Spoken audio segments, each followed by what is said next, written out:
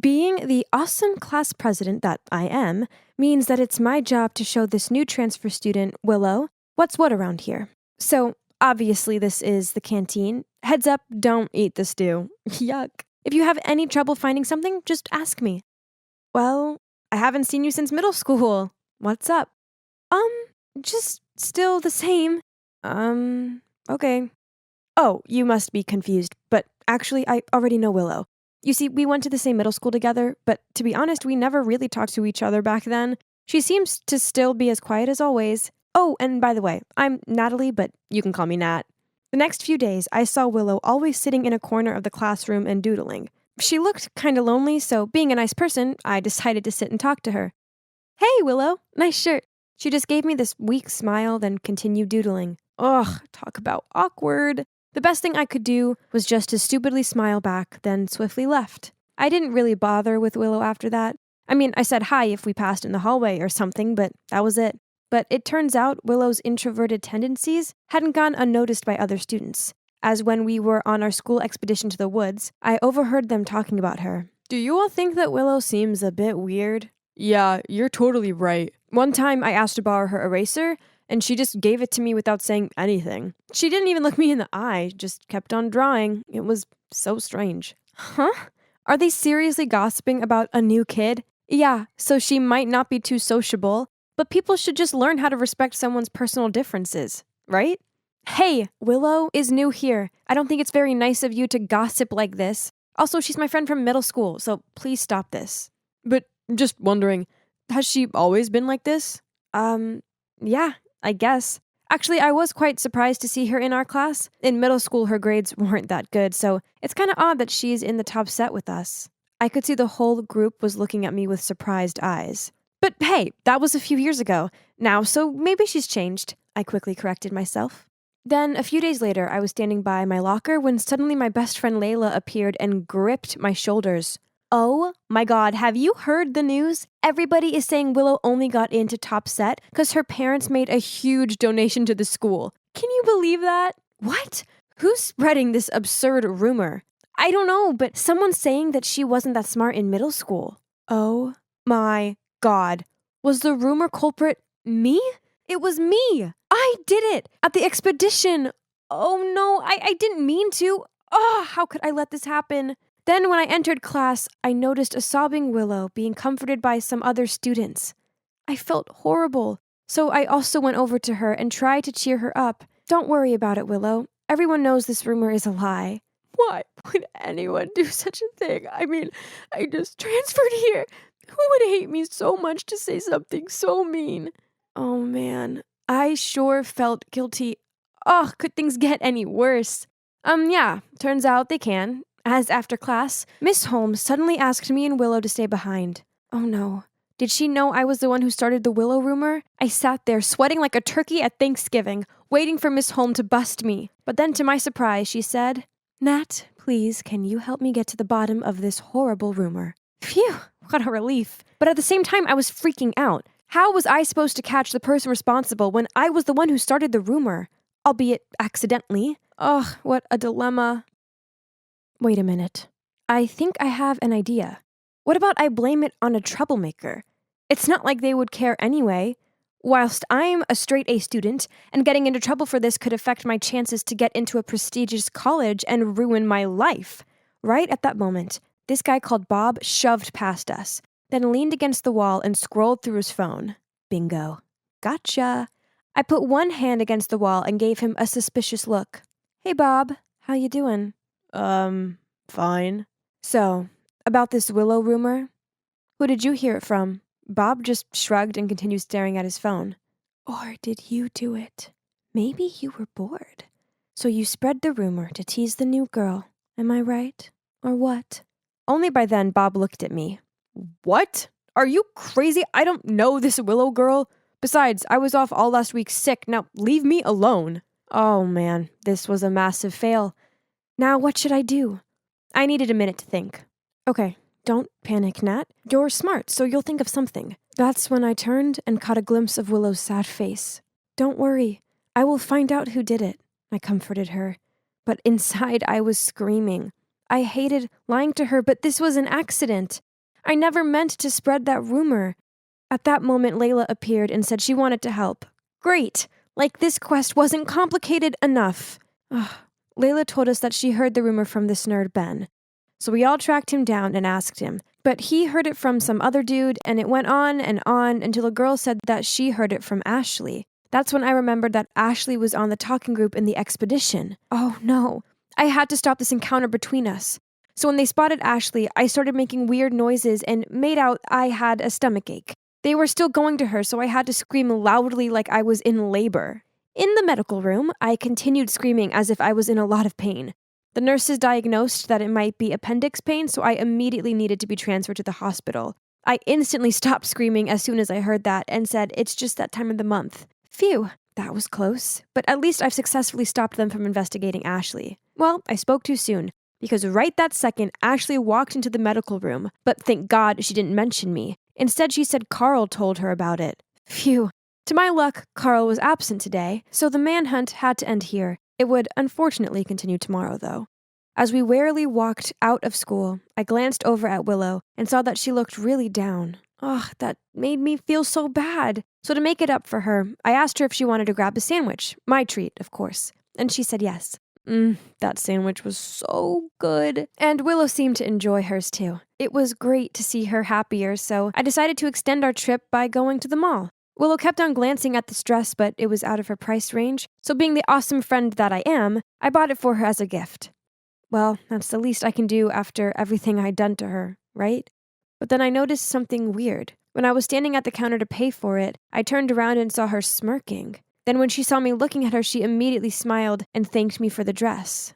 Huh, so strange. The next day, the rumor scavenger hunt continued. Ugh. We cornered Carl and questioned him, but he couldn't remember where he heard it from. Layla asked him to think carefully, and he just shrugged and said he had no idea. Layla got suspicious, so she immediately reported him to the principal's office. I didn't even have a chance to stop her.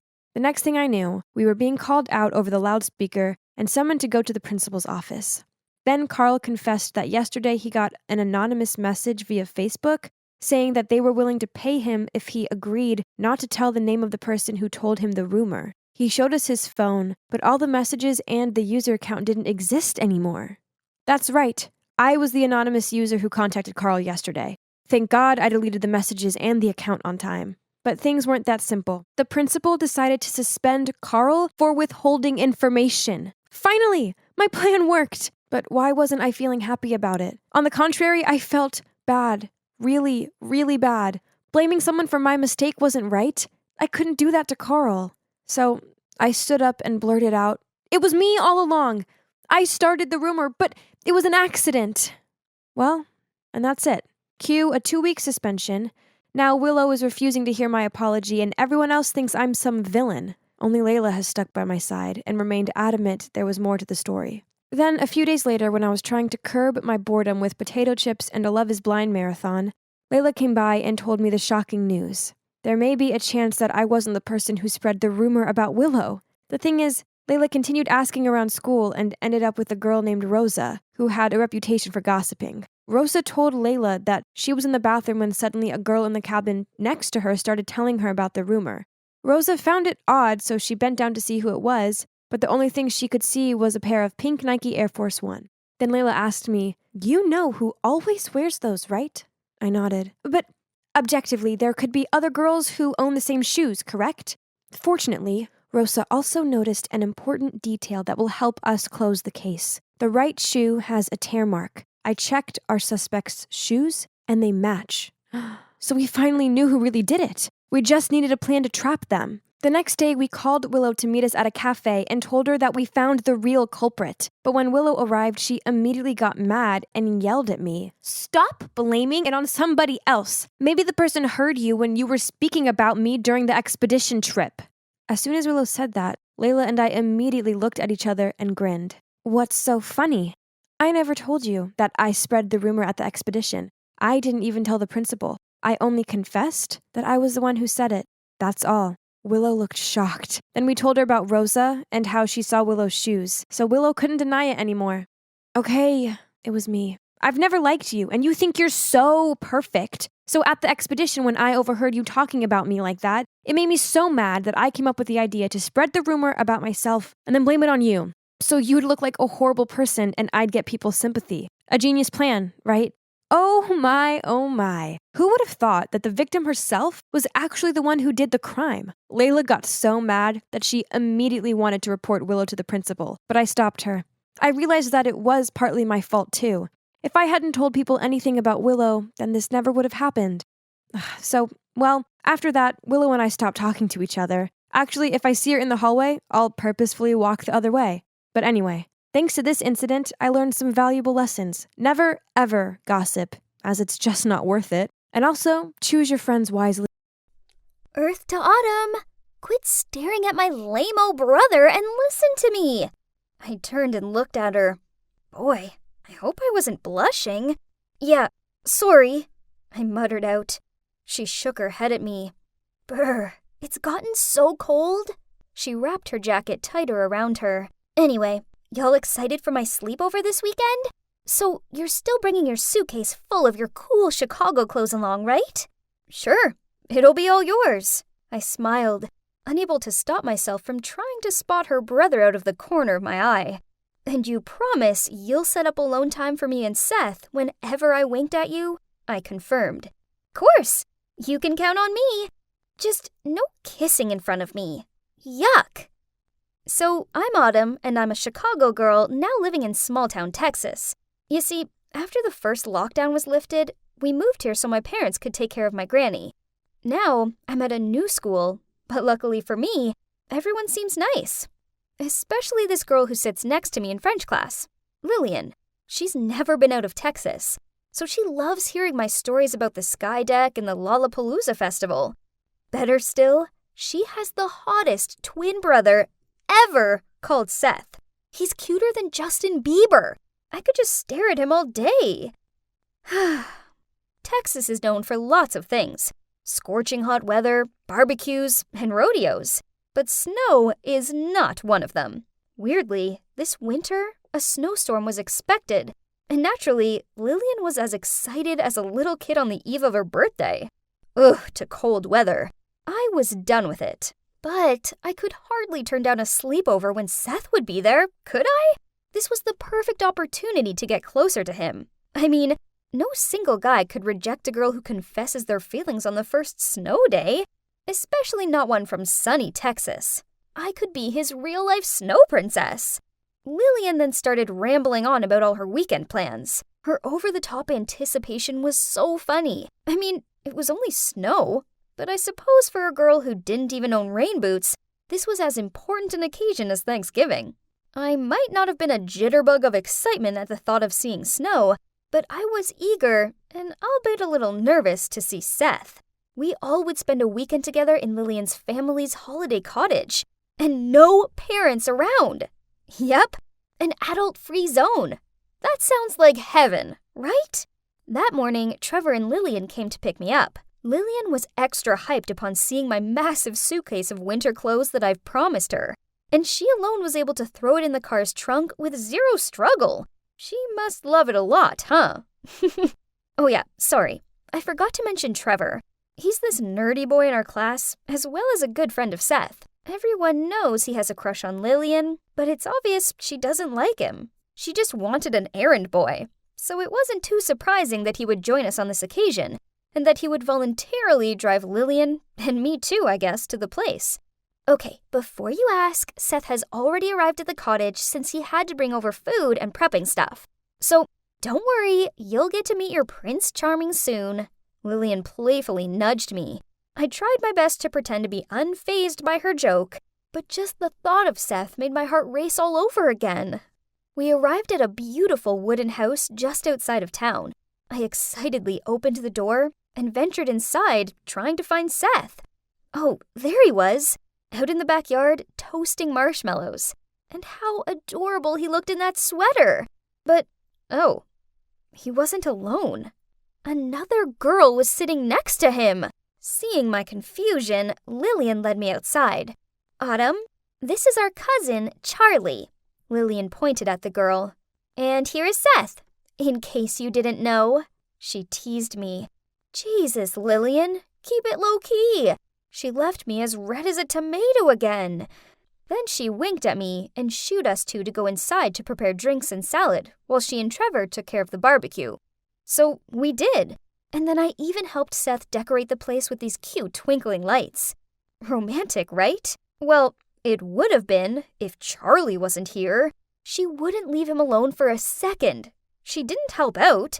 She just sat there painting her nails. Ugh, geez, couldn't she get the hint? So when Seth went to the bathroom, I walked up to her, and forcing a smile, I said, "Hey, it's boring in here. Why don't you go outside?" "Nah, I'm good." She studied her newly painted nails. Lillian needs private time with her friend. Besides, Seth isn't comfortable around strangers. What? I went to the same school as him, so I was hardly a stranger. This girl was ruining my plans. Ugh, no, she was ruining my life. So far, my night wasn't exactly going to plan. Not only wouldn't Charlie let me anywhere near Seth, but she was acting weird around him. She actually took the bun off his burger and squirted sauce on it. Jeez, what was she, his mom? Then there was Trevor, who looked absolutely petrified as Lillian, on being attacked by some insect, clung to his arm. Huh? I thought he liked her. Whatever. I needed alone time with Seth, so I winked over at Lillian, but she just gave me this vacant look. I tried kicking her under the table, but she moved her foot away and still seemed oblivious. I'd had enough of this, so I went inside to make a hot chocolate. I heard footsteps behind me. Thinking it was Seth, I turned around ready to flirt. But, oh, it was just Trevor. When you go back over to your sweet Lillian, please tell her I don't have something in my eye. Instead, I was trying to make eye contact with her. Trevor grumbled out, "Tell her yourself. She's not my Lillian. I came here for another reason." Hey, why so grumpy all of a sudden? Jeez, I was just joking. He paused for a moment before he said, Autumn, I like you, but Lillian just told me you like Seth, so I can't wait. Confused, I replied, "Hold on, so you're telling me that you like me, not Lillian?" "Yeah, but your Seth plan will never work." "Enough. I don't like you, now leave me alone." I stormed off, ready to impress the guy I actually like, instead of wasting my time with this nerd. Lillian's voice outside stopped me. "What were you thinking? Why did you kiss Charlie? She's supposed to be our cousin." "But she's not. And chill. Autumn isn't around anyway." Seth shrugged. "She could walk out at any moment. We made a deal, so don't mess it up, else I want my money back." "What the?" I felt the anger build up inside of me. I'm pretty sure smoke was coming out of my ears. I was about to walk out there to confront them when a hand pulled me back. "I tried to tell you, but you didn't listen. Lillian is playing you just for your Chicago clothes suitcase. She loves it. And Seth is dating Charlie. They're both parts of Lillian's plan. She's paid them." Wow, this hurt. There I was thinking I had a great new friend and a potential new boyfriend, but it was all a trick. And for what? A suitcase with a few nice coats in it? I was deliberating what to do next when my phone beeped. It was a weather update. Turns out, the snowstorm was predicted to come sooner and be far worse than originally expected. Then all of our phones started buzzing. It was our parents. They told us to stay inside no matter what, and to make sure we closed all of the doors and windows. The storm soon arrived with vengeance. At first, the others seemed fascinated with staring out of the window at the snowflakes. Not me. Nope. I was just annoyed I couldn't escape these fake people and go home. We gathered around and set up a den in the living room. It was all okay until the phone signal started to go on and off. Then the internet went off completely.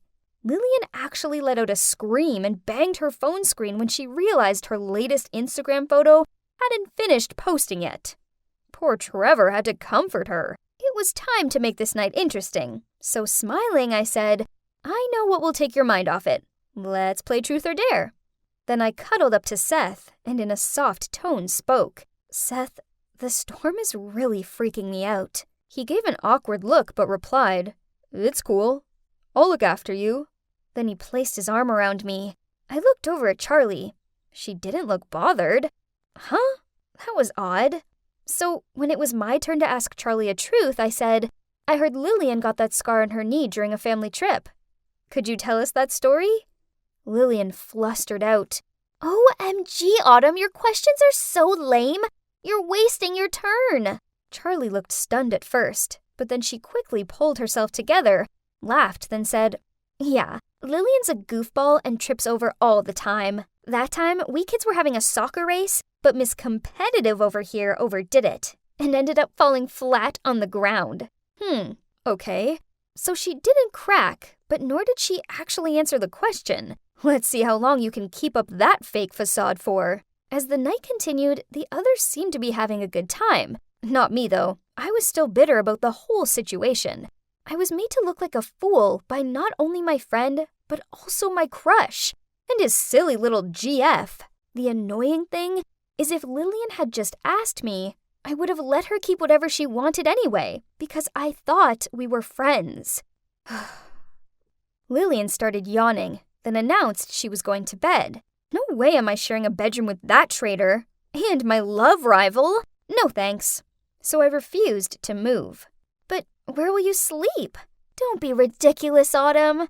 Yeah, come on in. You'll freeze to death down there. I'm fine. Just go. I'm a Chicago girl, remember? Do you call this a storm? Please. I've been through colder summer days. I smirked. But they kept going on and on. Nice try. As if you guys really care. Gotta give credit for their acting, though. Then at least let's get you some warmer clothes. I agree. But her suitcase is still in Trevor's car. I have an idea. She winked at me, then yelled up the hallway, Seth, could you please help Autumn get her winter clothes from Trev's car? Are you mental? It's freezing out there. And pitch black. You girls are so annoying. Eventually, Lillian and Charlie gave up trying to persuade me and threw me a blanket. Finally, some alone time away from those fakes. I curled up on the couch and took a deep breath to fall asleep. Only half an hour later, I was still tossing and turning. I had a lot on my mind, and the wind outside was howling. At that point, I pretty much had my head between my knees, trying to preserve my body heat. Jeez, it has for sure gotten colder. Then suddenly, I heard 3 consecutive knocks on the door. A chill ran down my spine. I must have misheard it, right? I held my breath to listen, and there came another 3 knocks.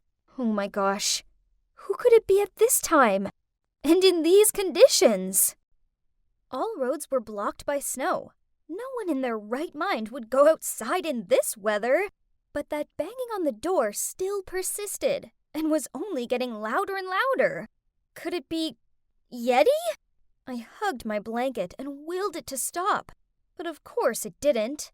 I couldn't sleep in this frantic noise either, so Yeti or no Yeti, I needed to go check it out.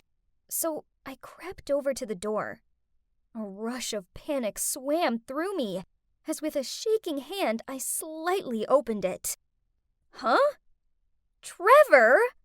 Yep, it wasn't any snowy monster.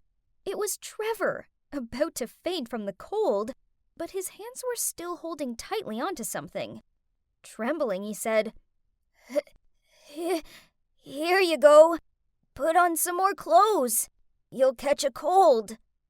Then he passed me my suitcase. Oh, God, you're crazy, Trevor. You are the one who's catching all the cold right now.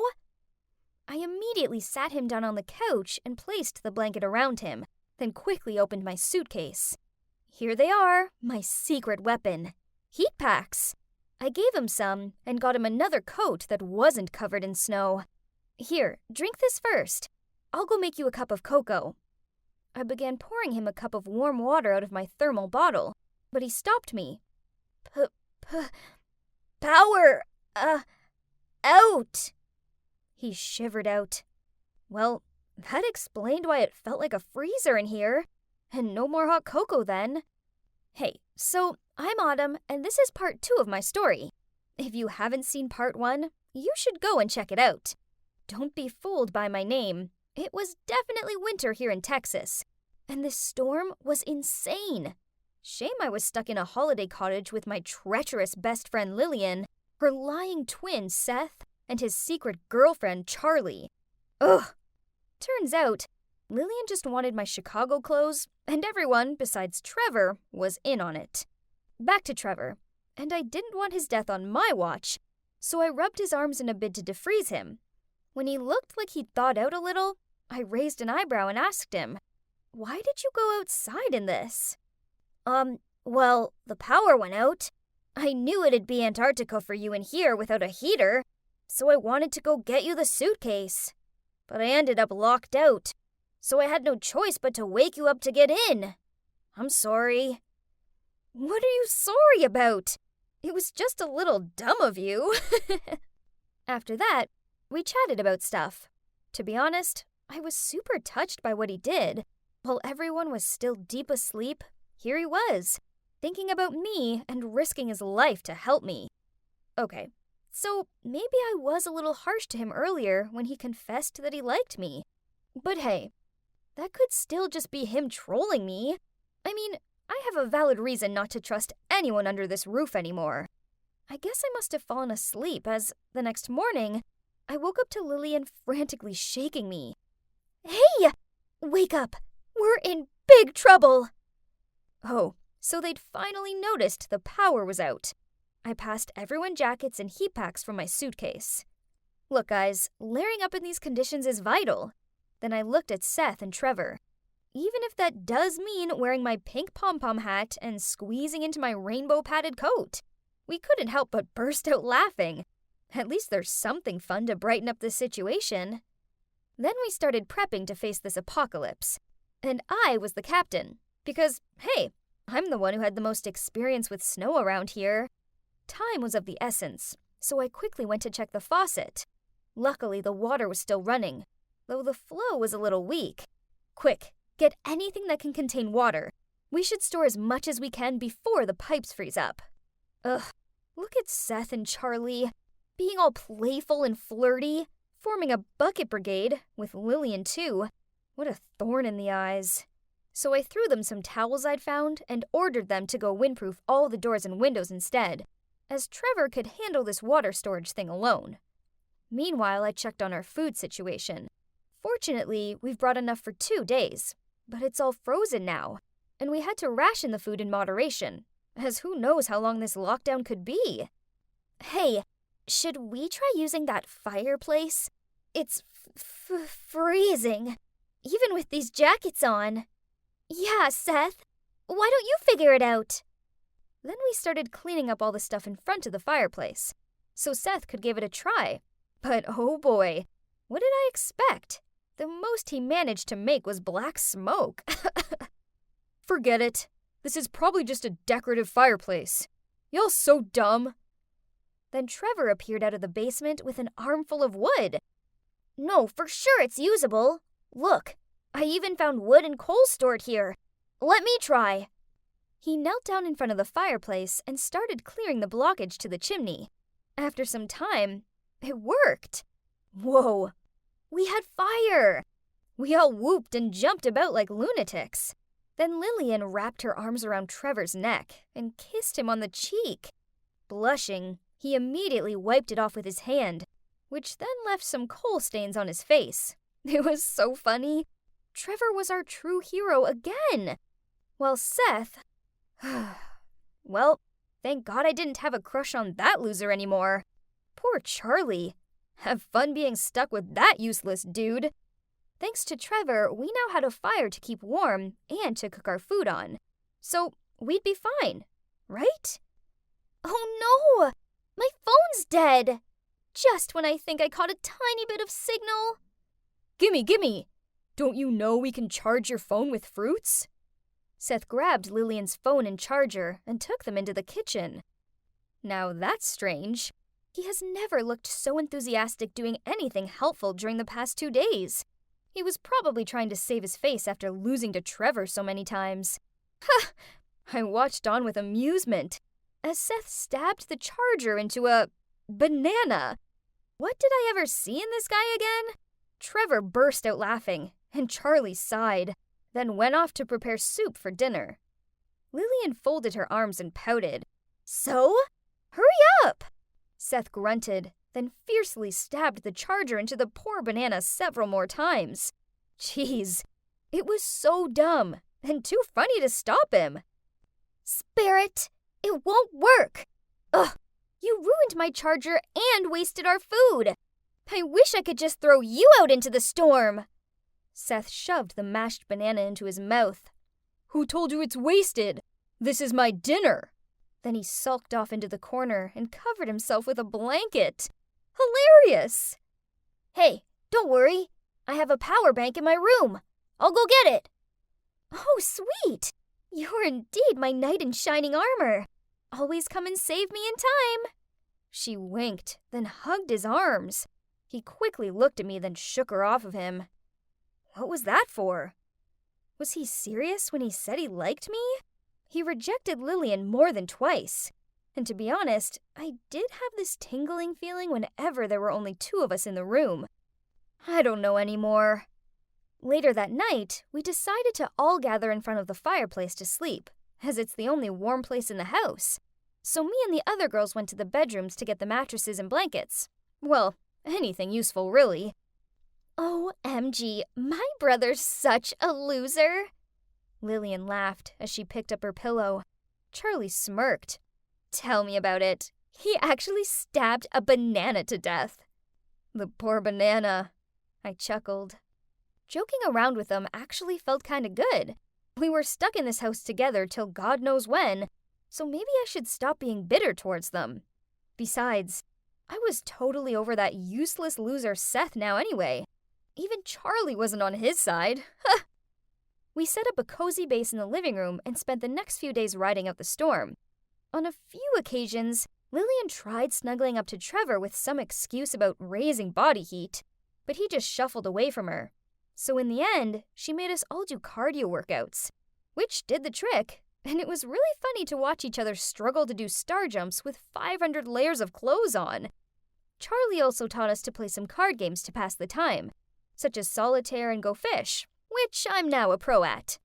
Seth and Trevor even picked up a new hobby of wood carving. But so far, I still couldn't tell what their artworks were supposed to be yet. And finally, after 4 days of isolation, the storm seemed to weaken. We started to get stable phone signal back, and we called our parents right away to update them on the situation. They said they would come pick us up as soon as possible. We were all so happy, and also proud of ourselves. We'd survived this crazy storm. So, you're probably thinking this is the happy ending? Not so fast. When we were all FaceTiming Lillian and Seth's parents, their mom suddenly said to Charlie, "Thank you so much for helping us keep an eye on the kids. We'll definitely add a nice bonus onto your salary this month." We were all stunned. I don't even know if it's for the same reason, but why was Seth's mom paying his girlfriend? Lillian clumsily said goodbye to her mom and ended the call immediately, then tried to clear up the atmosphere with her fake laugh. Y'all know how my mom loves to give her dear nieces and nephews some extra pocket money whenever she sees them. Okay, what are we having for lunch today, guys? Just stop it. I know your secret already. Charlie and Seth are a couple, aren't they? But why is your mom paying her? That's sick. Lillian, Seth, and Charlie all shouted out in unison, "What?" Lillian gave me a questioning look. Autumn, what are you talking about? Yeah, I'm sorry for lying to you, but no, Charlie is not Seth's girlfriend. She's our tutor. Liar? If so, then why did you have to hide it? My parents didn't trust us staying in this place by ourselves, so they asked Charlie to supervise.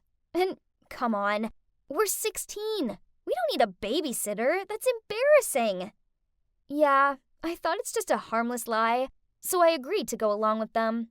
I mean, we still had fun together, right? But who told you we were a couple? I was about to reply, but then Trevor dragged me to another room while saying to the others, "She needs to calm down first. Let me take care of this." Now we were alone. I gave him an "I'm waiting" look. Okay, hear me out first, okay? I nodded, Then he sighed and continued.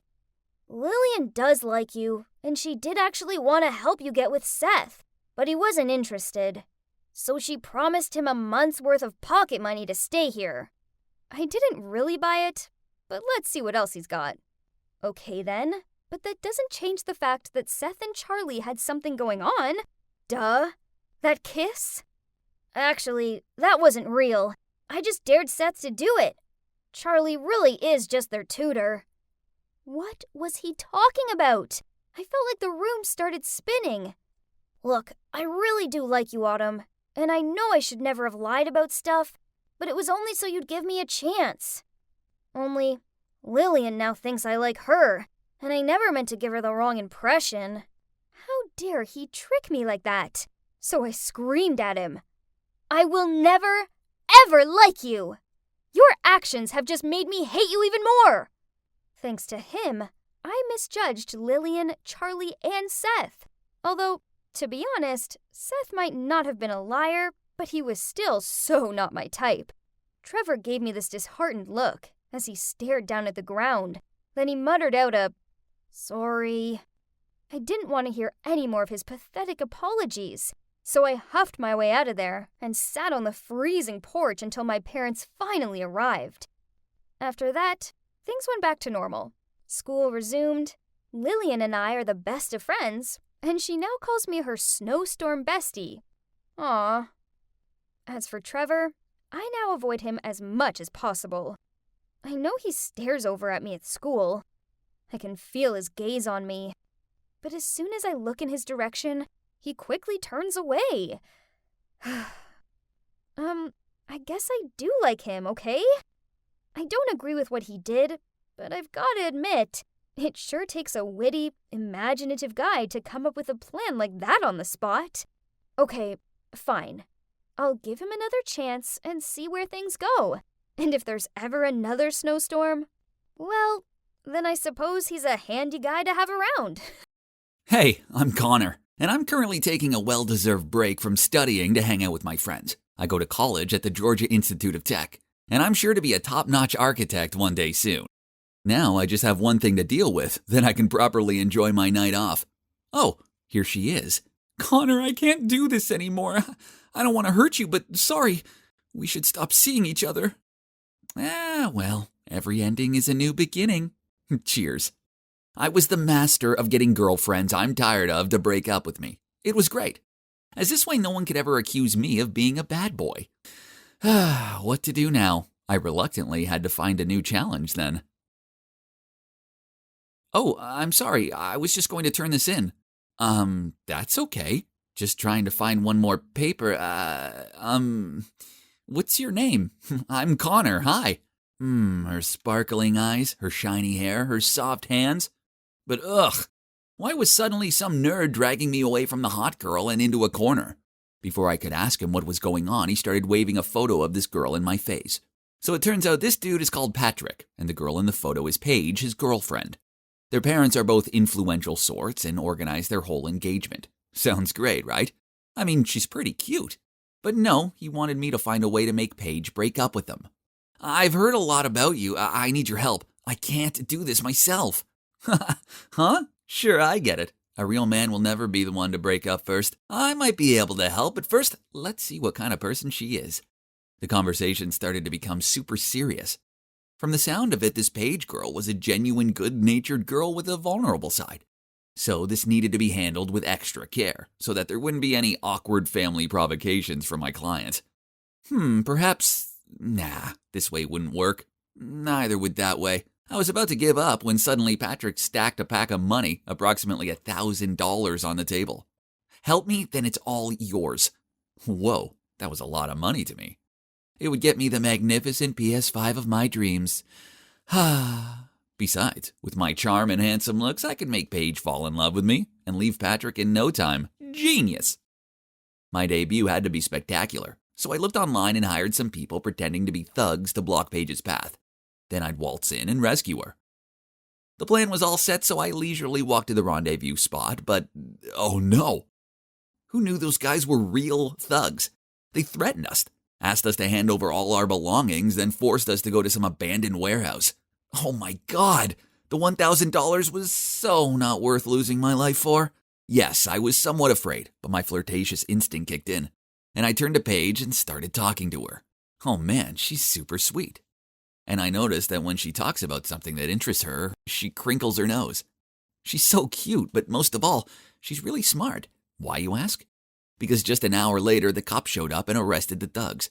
Turns out, before Paige handed over her belongings, she quickly texted the thug's license plate to a friend and asked her to call the cops. Phew!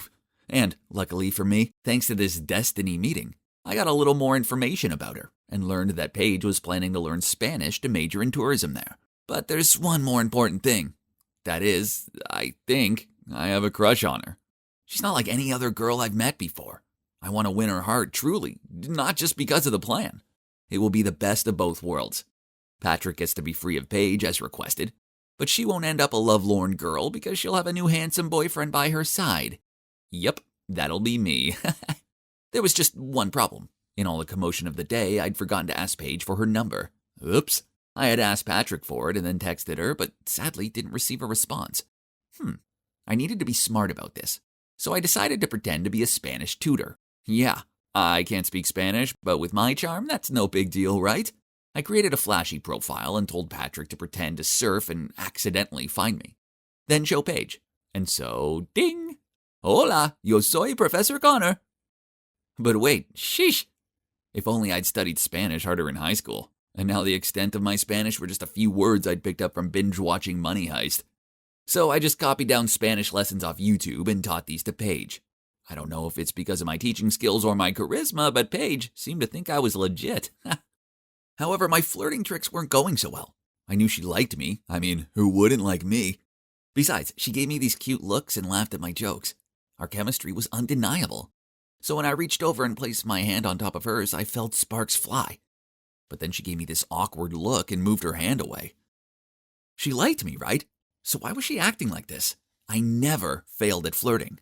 Feeling frustrated, I was trudging my way up the street when, was that Patrick happily holding hands with a girl? I recognized the long hair. It was Paige. Ugh, why can't she drop her lousy boyfriend already? And why won't she date me instead? I was about to leave, but the more I thought about it, the more resentful I became. So I bribed a little boy to run up to Paige and say, "Why aren't you with Connor, you cheater?"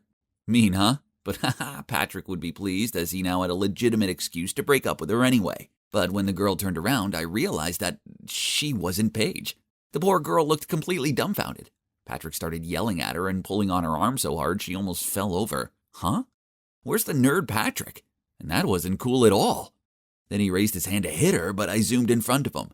"Stop! No reason to hit a woman, bro!" Patrick immediately grabbed my collar. "You dare play tricks with my Becky, huh?" Seeing that, the shocked girl quickly ran away. No, I thought it was Paige, so I hired the boy just to give you an excuse to break up with her. Calm down, bro." Patrick reassessed the situation, then he cleared his throat and said, I was bored of Becky anyway, thanks." I was still shocked by this jerky side of Patrick when he immediately said, "By the way, you can stop the plan with Paige. I decided I like her now. Lately she's been so full of life and less clingy." He told me he would still pay me, then he hopped into a taxi. Ugh, that's the version of Paige when she's with me. I gave her that zest of life, you jerk. Whatever. From this day forth, he was no longer my client, and I didn't want his stupid money. It was time I told Paige what Patrick was really like, so I arranged to meet her in a cafe and told her everything. But when she got over the initial shock, she snapped at me. "I know this is all part of your twisted fabrication. I mean, you lied about speaking Spanish, and now you're just making up stories to break Patrick and me up." Then she threw my textbook back at me and stormed off. Oh man, that Patrick is such a slimeball. But I couldn't blame her for believing him over me. I'd seen firsthand how much of a wolf in sheep's clothing he was. I tried to find proof to show Paige, but that jerk sure covered his tracks. His whole nerdy bookworm facade was flawless. And he was still this sluggish nerd, wobbly clutching the bus handle to go to school every day. Ugh, what a con man. Just you wait, Patrick. It's time the world saw your true face. With such determination, I continued to spy on him around town. Then one time, like every other day, I was on duty when a group stopped me, accompanied by Patrick pointing at me. "Here's our sandbag." Uh-oh, looks like I was busted. The whole group gathered around me, fists ready. Yeah, I was pretty terrified. There's no way I could fight off a group this size. I raised my fists and prepared for pain, but then someone shouted, "Stop!" It was Paige. Suddenly, Patrick immediately changed his attitude and ordered the group to leave. He told Paige that I stole his stuff and his friends were helping him get it back. What? The swine! Connor isn't a thief, I know it for sure. There must be some misunderstanding. Please don't accuse him like that. Patrick's face changed. He grabbed Paige's hand and pulled her away, saying, "We're getting engaged at the end of this month. Say no more." Okay, so I may have gate-crashed their engagement party, but I did hide at the back while the speeches were going on. Then to my surprise, as Patrick was talking, they both spotted me. Then Paige turned to him and shook her head. It hurt to see her like this. Perhaps she changed her mind. "What do you mean? Is this because of Connor?" Paige kept quiet, while Patrick's parents were furious. "How dare you cheat on my son? Who do you think you are?" "Paige, why is this happening?" "Really, Paige? Say something." Feeling the pressure and injustice of it all, poor Paige looked distraught as she desperately tried to hold back her tears. I really couldn't stand seeing her like that, so I jumped out of the crowd to come to her defense. "Everyone calm down. Paige is the sweetest, most amazing girl, and she deserves better than this jerk. Don't listen to him. He's a thief and a fiancé stealer." I was done listening to this guy's slander. So I threw a punch straight at his smug face. Yeah, the engagement party had sure turned chaotic. I looked at the wreckage in front of me, the consequences that I had caused. Okay, so maybe coming here wasn't my best idea. Actually, this was all my fault for ever agreeing to help Patrick in the first place. Or I shouldn't have been a jerk in the first place. Feeling deflated, I arrived home and saw that I'd received a message from Paige. My heart thudded as I opened it. "Thank you for everything, and try to practice your Spanish, as it's even worse than mine. Goodbye." And that was the last text she sent me. After that, I spent a month trying to contact her, but received no reply. So finally, I plucked up my courage to go to Paige's house, and was told that she'd left for Spain earlier than scheduled. Perhaps the shock was so huge that Paige wanted to leave this place as soon as possible. It was all my fault. I was the biggest jerk in this story, and now I'd lost the girl. Alas, vengeance is bliss. So I walked inside, went straight to Patrick's table where he was wasted in the arms of a bunch of girls, took a picture, and sent it to his family. What is done by night appears by day, my friend. A few days later, I heard that after being exposed, Patrick's parents had confiscated all of his bank cards. Even his current girlfriend dumped him. Ha! So that sealed the final breakup deal for my special guest. And now, guess where I'm at? Looking for the girl of my life, duh. And this time, I'm going to make sure I don't screw it. Hi, I'm Viola, and today is a big day. You see, it's my first time ever acting in this awesome short film, but I can't seem to focus at all. Why, you ask? Well, that's because I just discovered I'm not real. Or, to be exact, I only exist in my best friend's imagination. Sounds strange, doesn't it? Until yesterday, I always thought of myself as a completely normal human being. Let me tell you how it all started. The first memory I have involves my best friend Harlow. I woke up feeling dazed and confused and saw this pretty girl smiling down at me. She told me that I'd be safe now and that her parents were going to look after me. Strangely, I couldn't remember anything before that day, and no one told me what had happened. I could only guess that I'd probably been abandoned or something, and that Harlow and her parents were my saviors. So, from then on, I lived with Harlow's family, who showed me kindness and love. When I first got out of the hospital, I couldn't do anything by myself. From personal things like brushing my teeth and washing my face, to chores such as doing laundry and dumping the trash. At the time, it was Harlow who guided and helped me, like a caring big sister. Then, when we entered middle school and the boys started flirting with me, Harlow was always by my side to protect me. She told me how they would never like a plain, boring girl like me, and that they were only doing this to get close to her, as she was very beautiful. If I had a decision to make, big or small, I always consulted Harlow first, as I knew she'd know best. But recently, I noticed that Harlow was acting short-tempered with me. When I got a better grade on my English essay than her, she told me I only got that mark as the teacher just felt sorry for me. Then she stormed off. Man, I didn't mean to upset her, and it was really unfair that the teacher didn't give her the grade she deserved, as she's far smarter than I am. Then last week, this boy called Hank in our school's film club held open auditions for his short film project. Harlow was desperate to be in it, so I decided to go along with her for support. I thought Harlow's audition was marvelous, but for some reason she wasn't picked. I was about to leave too, but then Hank asked me if I wanted to audition. So I did, and you know what? I got the lead role. I was so surprised, and so was Harlow. She insisted that they were just tricking me and I shouldn't take the part, as why would they choose a girl with ordinary looks like me to play the female lead? But still, I wanted to give it a try. Opportunities like this don't come twice, right? So I accepted the part. I know Harlow was worried that they were just teasing me, but Hank and his crew seemed nice. And maybe he finds my normal look suitable for the character, right? The morning before the shooting day, I asked Harlow to lend me her pretty white dress to wear to the shoot. Harlow looked annoyed as she said, "You spilled coffee on that dress last time you borrowed it, remember? You didn't even bother taking care of it, and now the stain's still there." "No way! I remember washing it before returning it to you." "Well, then you remember it wrong. It's my dress, so I'm hardly going to forget what you did to it, am I?" Then she left in a temper. Strange. I remember using vinegar to clean the coffee stains, as it took me ages to scrub it off. But it is true that my memory isn't all that good. When I was a child, I once waited in the park in the rain for over an hour, just because I thought Harlow told me to meet her there on Saturday afternoon. I said Sunday afternoon. I have piano practice today, silly.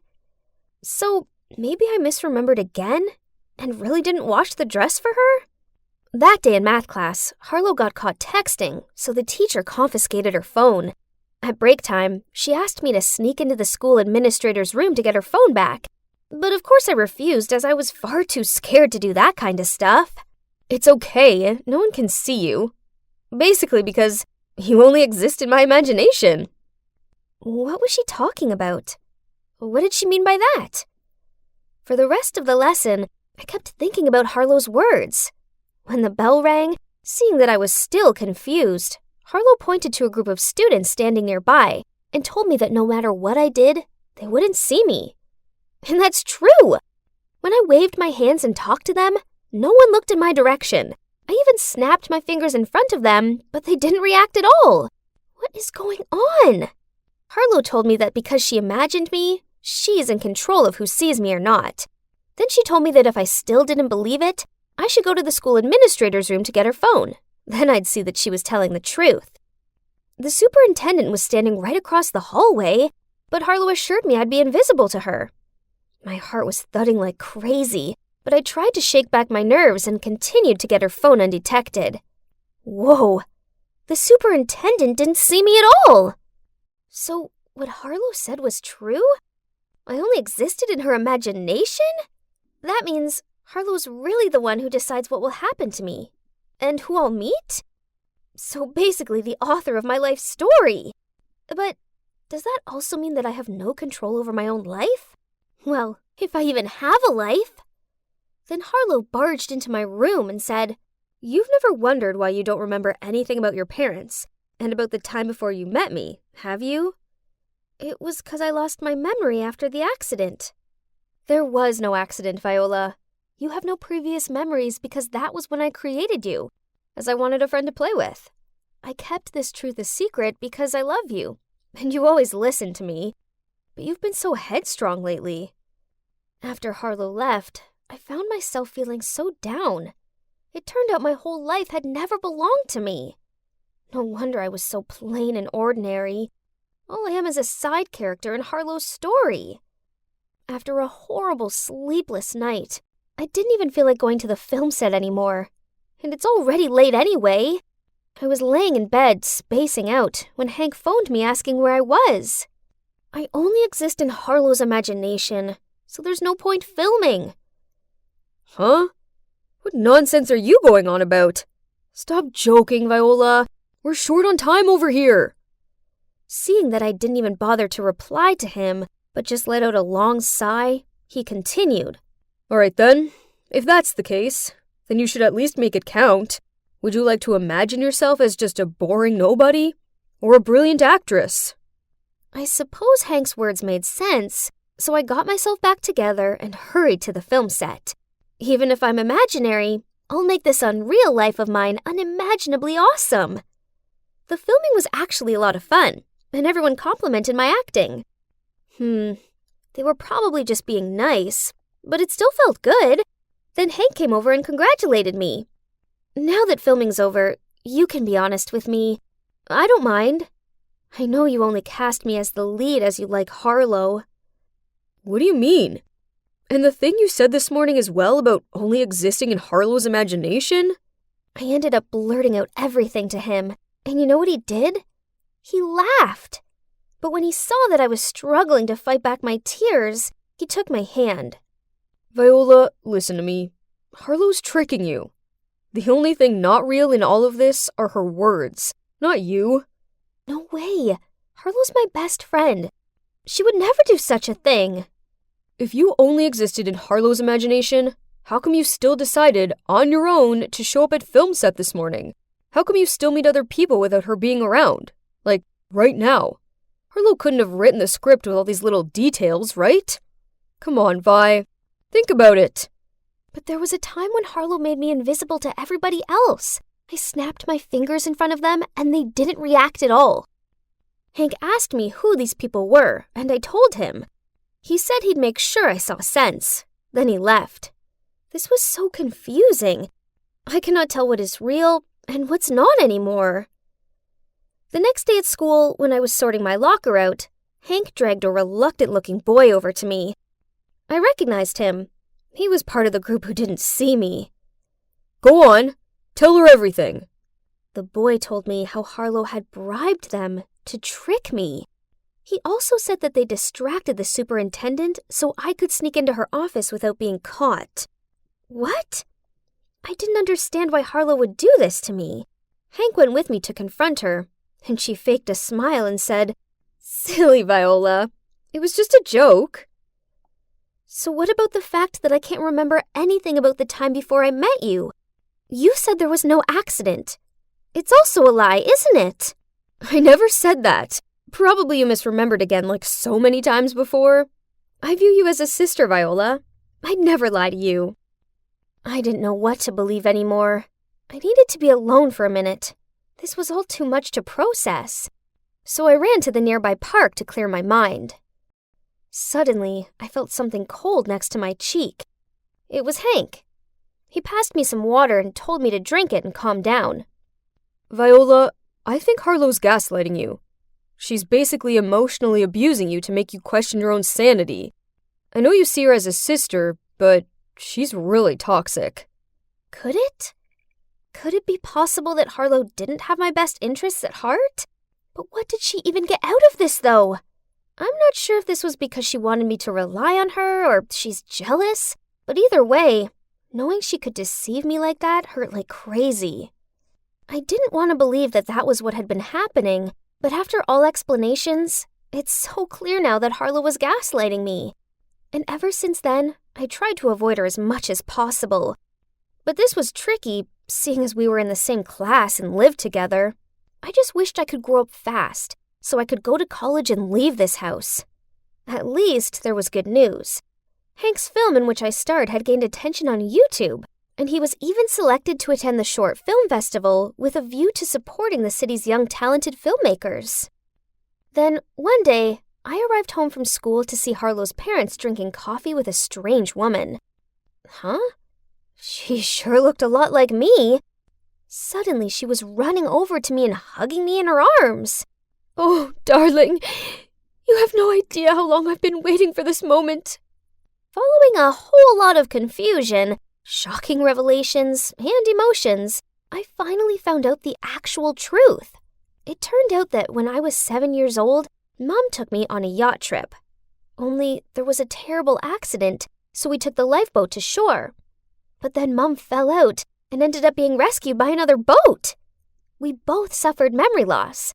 In fact, Mom only remembered who I was when she saw the short film I starred in on YouTube. And then she tracked me down here. After that, I returned to live with my real mom. And guess what? I now realize just how awesome I am. I'm grateful to Harlow's parents for looking after me, but I still haven't forgiven Harlow yet. I'm trying to, as I know she's not all bad, but it's going to take some time. I also feel so blessed to have Hank by my side to help me discover my confidence and value my own worth. He even says I can be in his next film project, which I'm really excited about. It's good to know that I'm actually real, and I exist outside of Harlow's mind. The world is mine for the taking. And who knows, maybe one day I'll end up being a professional actress. Good night, good night. Parting is such sweet sorrow that I shall say good night till it be Rio de Janeiro. The whole audience burst into laughter. What did I just say? Panicked, I checked the script again. Huh? It did say Rio de Janeiro.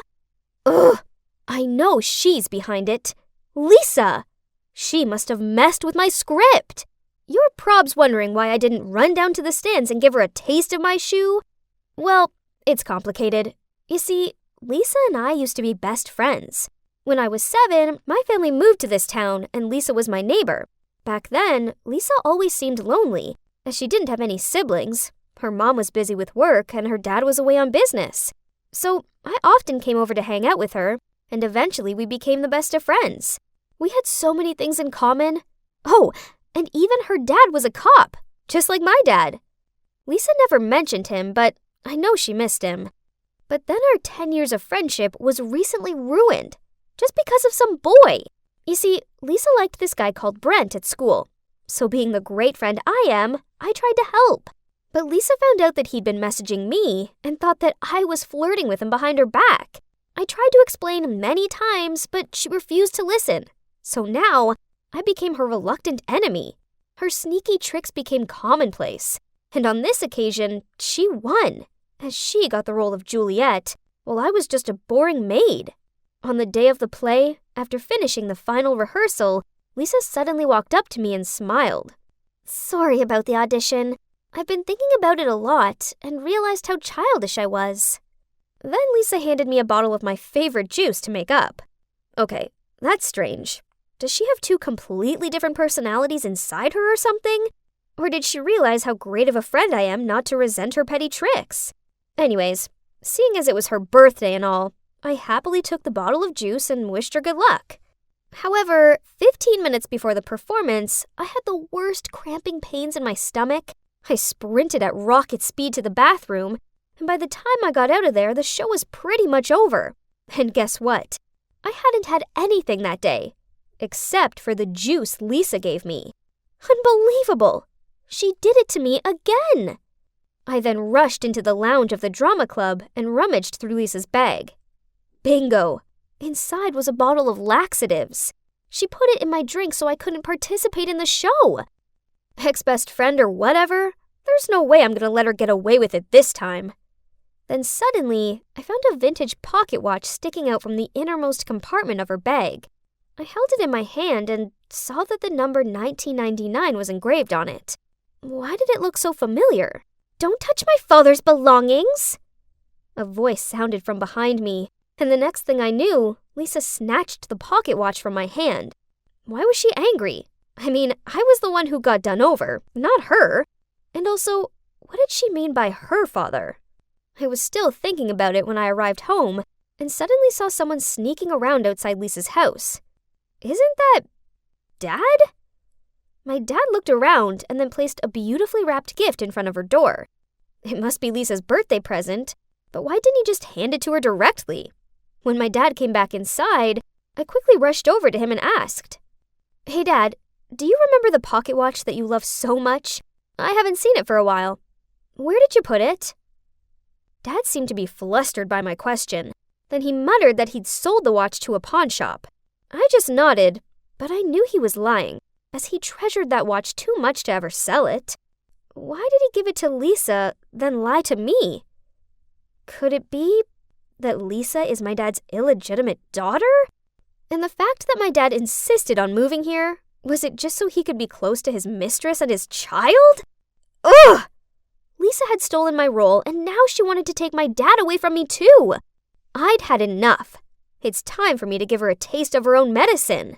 The next day at school, I made sure Lisa was watching as I flirted with Brent, then linked arms with him. She looked like she was going to explode with anger. Then I told everybody in class that Lisa's father wasn't away on business and that she only said this as he had another family and abandoned her when she was little. The rumors must have gotten back to Lisa, as the next thing I knew, she was confronting me as I walked out of the toilet cubicle. "How dare you say that stuff about my dad? You're a horrible liar!" Then we ended up in a nasty hair-tugging fight. It was so bad a teacher had to come in and pull us apart. Then the principal called our parents. Luckily for us, my dad and Lisa's mom decided not to make this a big deal because of our close neighborly relations. Yeah, as if. However, my dad still made me apologize to Lisa and her mom. Ugh. Dad, why do I have to apologize? It's not like she apologized to me for putting laxatives in my drink. You were wrong to spread those untrue rumors about her. But what were the laxatives about? I thought you two were friends. Since when did you guys become this resentful towards each other? I wasn't lying. They're the truth. Are you defending Lisa over me just because you feel guilty that she's your secret daughter? Kirsty, what did you say? I explained how I knew about the watch and therefore I'd figured out his secret. He was silent for a long time, then sighed and said, Actually, Lisa's dad was a colleague of mine. He was a good man who worked hard at his job.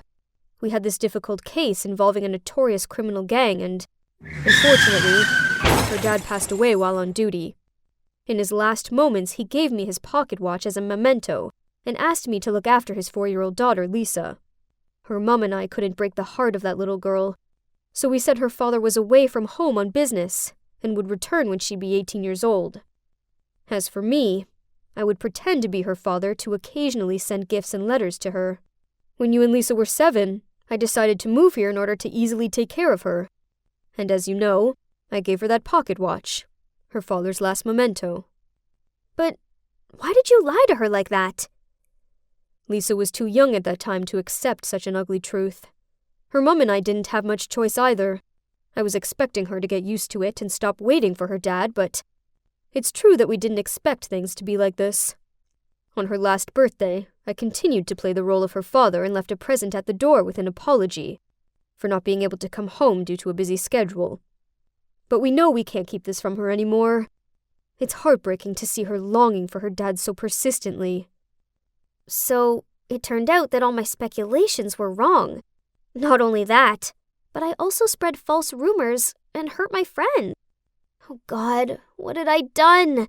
How could I put this right? That night, I sent Lisa a long text apologizing, but she didn't reply. So the next morning, I waited at her door to go to school together, but she just walked straight past me. Looking at her distraught face, my heart filled with remorse. I just entered the school gate when someone tapped me on the shoulder. Want to go see a play with me tonight? Brent held out 2 theater tickets. Oh, it was for the curious incident of the dog in the nighttime. I was desperate to see that. Back when Lisa and I were still friends, we talked about going to see it. Wait, Lisa. That's right. So I lied to Brent that I was busy and told him to ask Lisa to go with him instead. Lisa looked so thrilled that Brent had asked her out. Now my conscience was clear. Lisa and Brent would realize they liked each other and finally get together properly. Then she'd forgive me, right? Anyway, I did have an essay coming up, so I went to a quiet coffee shop and studied there till late. But when I got home, I walked through the door to smashed up ornaments and the sound of my parents arguing. So you've been lying to me and Kirsty for all these years? How could you have a secret child the same age as your daughter? Aren't you ashamed of yourself? What's going on? Did she know about Lisa? I quickly ran to stop her. Mom, it's not what you think. I thought so too at first. But you have to listen to Dad. Those lies may fool you, but they can't fool me. Lisa is his illegitimate daughter. That poor girl came here and told me. I tried reasoning with Mom, but she was too upset to listen. With a slam of the door, she left. Dad plopped down on the couch and gave a solemn sigh. I sat next to him, comforting him that maybe it was Lisa's misunderstanding. Dad, we have to tell Lisa the truth. I'll approach her first to test the water, and then when she seems to be emotionally stable, you will come and talk to her, okay? The next day, as soon as I arrived at school, I immediately went to look for Lisa. There she was, standing by her locker with her arms folded. I walked over to her, but before I could say anything, she shouted, "Stop acting as if you're that noble! I know Brent only invited me to the theater 'cause you told him to. Why do you wish to embarrass me so much?" Then Lisa burst into tears. "If my dad was still alive, he would protect me from mean girls like you." I gaped at Lisa. She already knew everything? But if so, why did she tell my mom the day before that my dad was also her dad? I stood there, refused to move until she told me the truth. Eventually, she blurted out that on her 18th birthday, she saw my dad leaving a gift in front of her house. Suspecting something was up, she mustered up the courage to ask her mom everything. It devastated her to learn that her long-awaited dad was just totally a made-up lie by my dad. She was full of rage towards my dad and me, so she lied to my mom so we'd know what it felt like to have a broken family. I was furious. How dare she do this to my family? But as she sobbed out an apology, my anger faded right away, and I only felt so sorry for her instead. What she had gone through was really unbearable. I hugged her tightly, and the pair of us cried our eyes out. When we both calmed down, we decided to have a frank talk with our families. I told Lisa I didn't mind sharing my dad with her, as he loves her like his own daughter anyway. But in return, Lisa needed to apologize to my mom and explain everything to her so she'd come back home. So finally, my mom has returned, and our two families are at peace again. "I'm so sorry. I was out of my mind. I didn't mean to hurt you, Mom. Mrs. Lamont." Everyone burst out laughing. I also took the opportunity to give Lisa's mom a big hug and called her my mom, just like Lisa did. We were all chatting away happily when the doorbell rang. Lisa and I both went to open the door and saw Brent standing there holding a bouquet of flowers. He had this bewildered look on upon seeing us both here. But you know what? It doesn't matter which one of us he was looking for. There's no need for a boyfriend right now, 'cause I already have my best friend right here. Or should I say, my sister? Jody and I dragged our aching feet on the hallway after the whole day searching every corner of this mall. Oh, my legs are toast. I don't think I can walk further than this. Who makes an ad without specifying an official store? I can't believe we've walked to 10 stores and we can't find her. Let's try this last store. If she isn't here, then we get an Uber and go home. We walked into the store holding the last string of hope, and there she was, sitting majestic on the shelf. We ran up to the shelf, and Jody, being Jody, started to cry. She's so beautiful! We finally found her! The baby Stella doll collection! We quickly brought Stella to the cashier, then walked out of the store like world champions holding a trophy, knowing everyone was staring at us like we were crazy, as if we care. Hi, I'm Leah, and here's my bestie, Jody. I've known her all my life. We've grown up together in the same neighborhood. As long as Jody and I are together, nothing matters whatever shenanigans we were up to. Today, we just got the perfect doll to complete our doll collection. That was all that mattered. It's not easy to find someone sharing our weird hobbies, right? Jody is the queen bee of everything, and she has always pushed me to be a better version of myself. Like when she became the swim team captain and always encouraged me to join the team, and it turned out that I actually loved swimming. The next day, we came to the pool to see Dee, our team member, doing a perfect backstroke. Good job, Dee. Then he gathered us and announced the upcoming synchronized swimming competition. And naturally, Jody secured one position and the other was also up to her. Sir, that's easy. It's Lee. I know you two are joined at the hip, but it needs more than that. With all due respect, sir, believe me, Lee is perfect for this position. It's a synchronized duet. Who else can you trust to be in sync with me other than my best friend? I was happy that Jody had so much confidence in me, but also anxious. I've never been in any nationals before, but it's a great opportunity, and I never took it for granted. I'm gonna try my best to prove my worth. So, instead of joining Jody's family on a skiing trip, I stayed behind to practice in the town's swimming pool in the summer. One day while resting, I suddenly felt water splash on me. Then I saw the most beautiful boy on earth. He was coming out of the pool, and it felt like the sun was radiating on his skin. I watched him climb up the lifeguard ladder and put on a name tag that read Evan. Okay, it seemed like I got my future husband's name. And now it's time to show what his wife was capable of. Then I showed off my best moves, but he barely looked at me, so I knew just what I needed to do. Help! Help!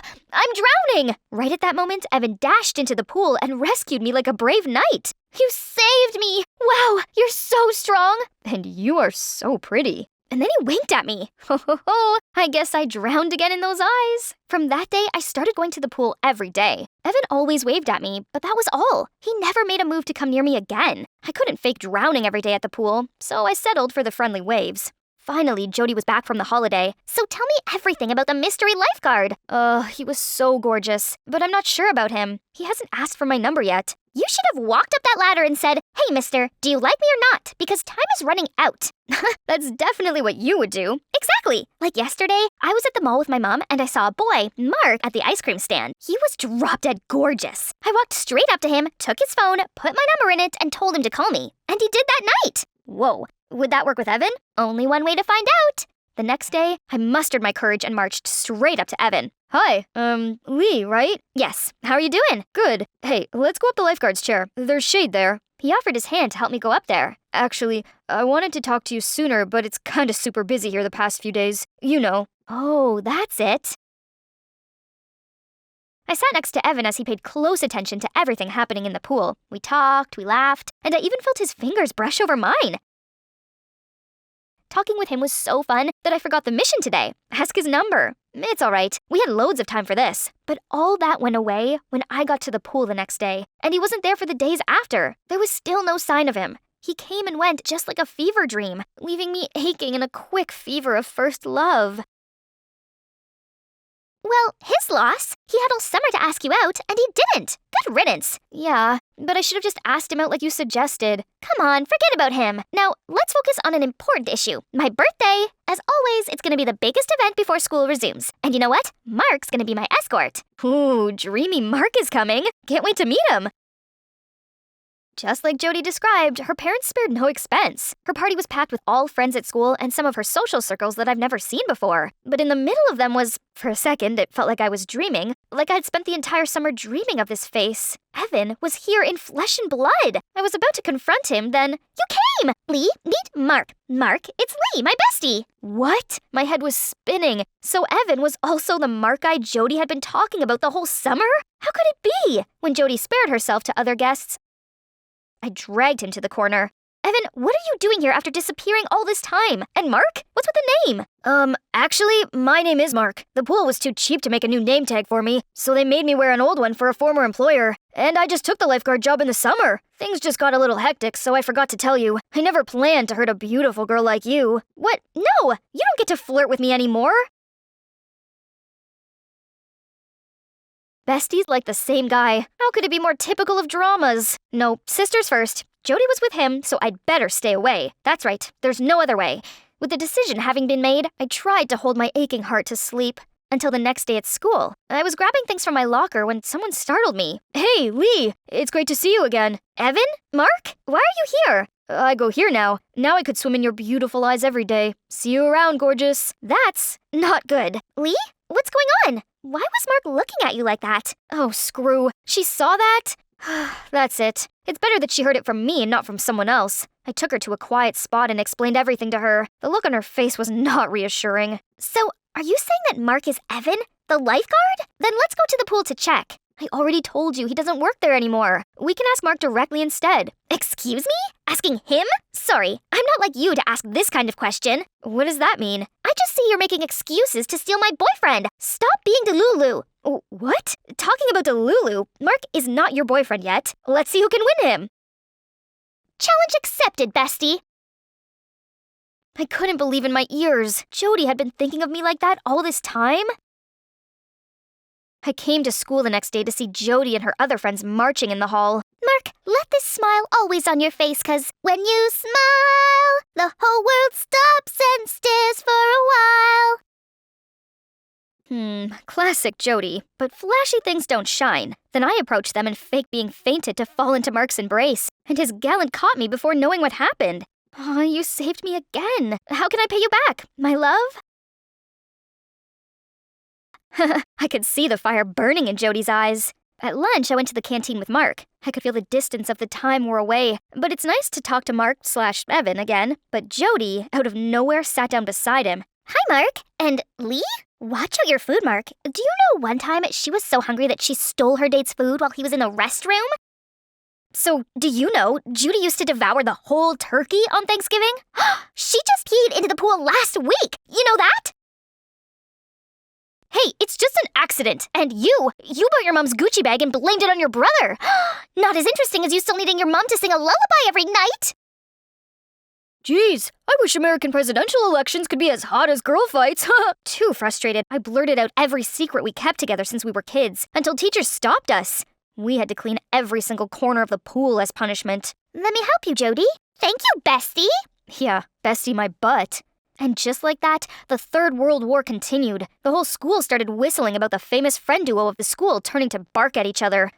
Go ask your queen bee first. One day, Mark came to find me, and we were talking for a while. I'm sorry. I think I need to be held accountable for what is happening between you and Jody. No, it's not your fault. Just some girl stuff, you know? Then from nowhere, Jody stormed in. It's you! You tore up my swimming presentation draft to the coach, right? What gibberish are you talking about? The draft was just right there on this table, but when you came, it disappeared. We found this near your locker. What was it? It's a piece of paper from Jody's draft? I'd never seen it before, let alone tore it. I saw with my own eyes. Don't you dare try to deny it. But I'm with Mark all this time. I can't do this. I just came, so I'm not sure.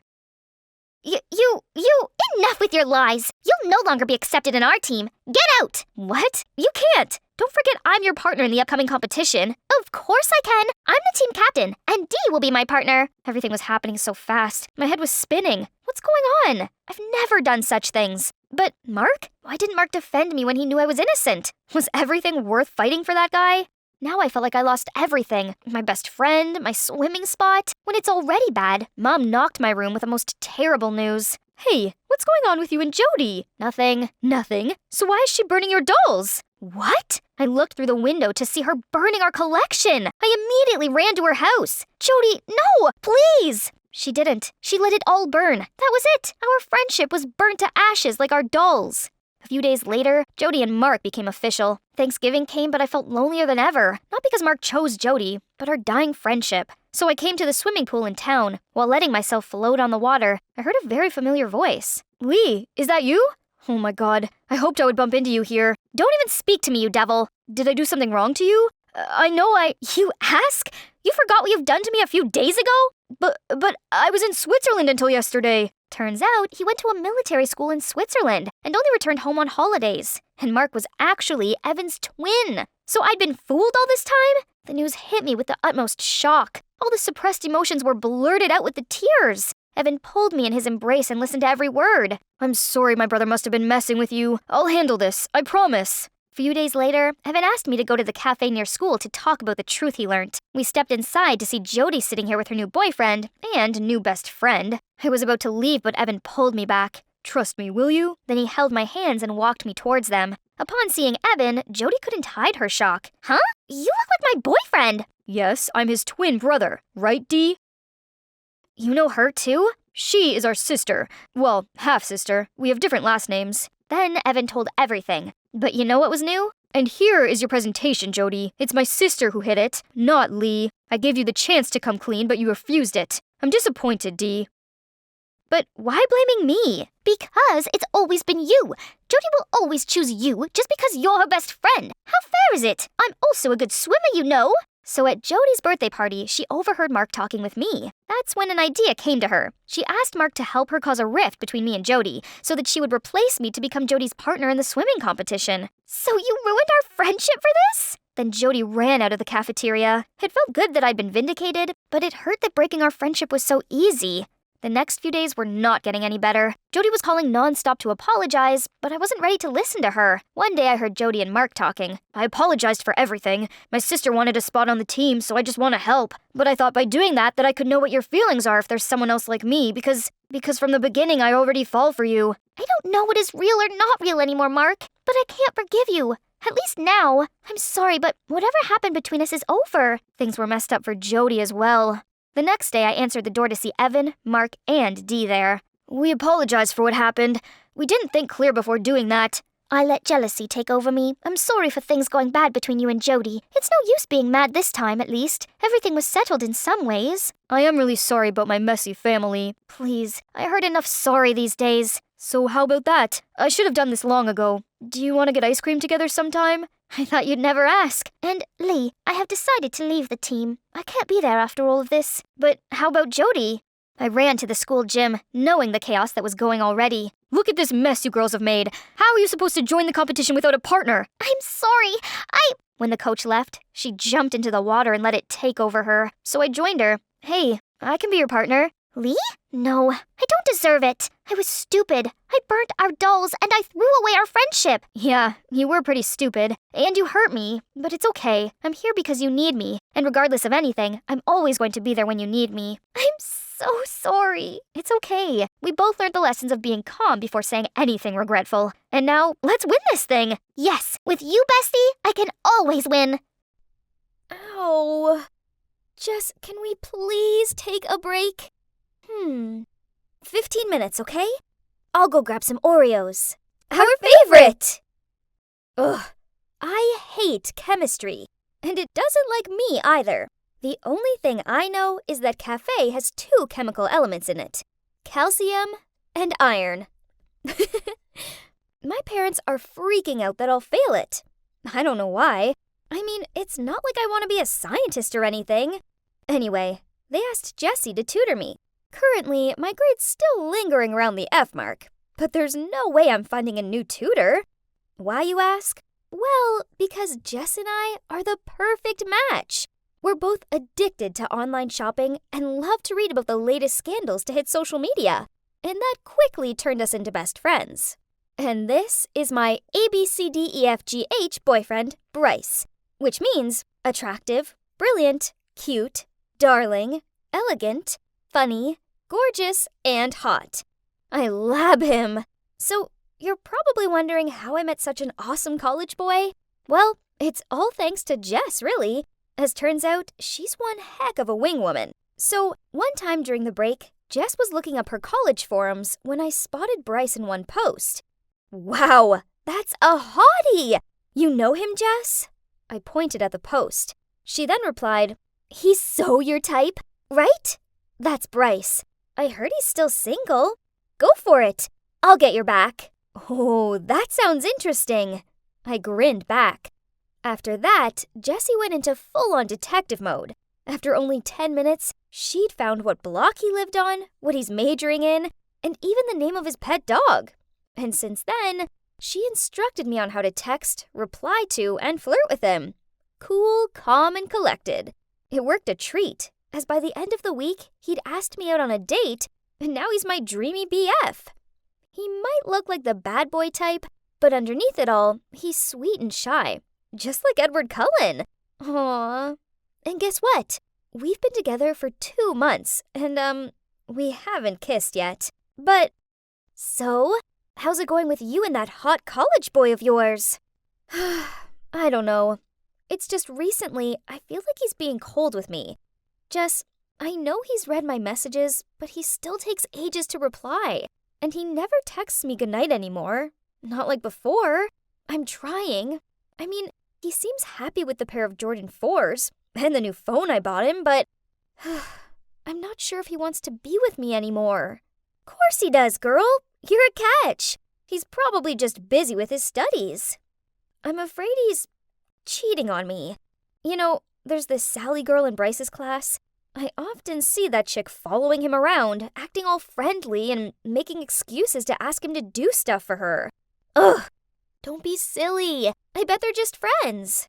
This girl needed to watch out, as I wasn't going to let her just waltz in and steal my man. I slammed on the table. Seeing how frazzled I was, Jessie made a suggestion.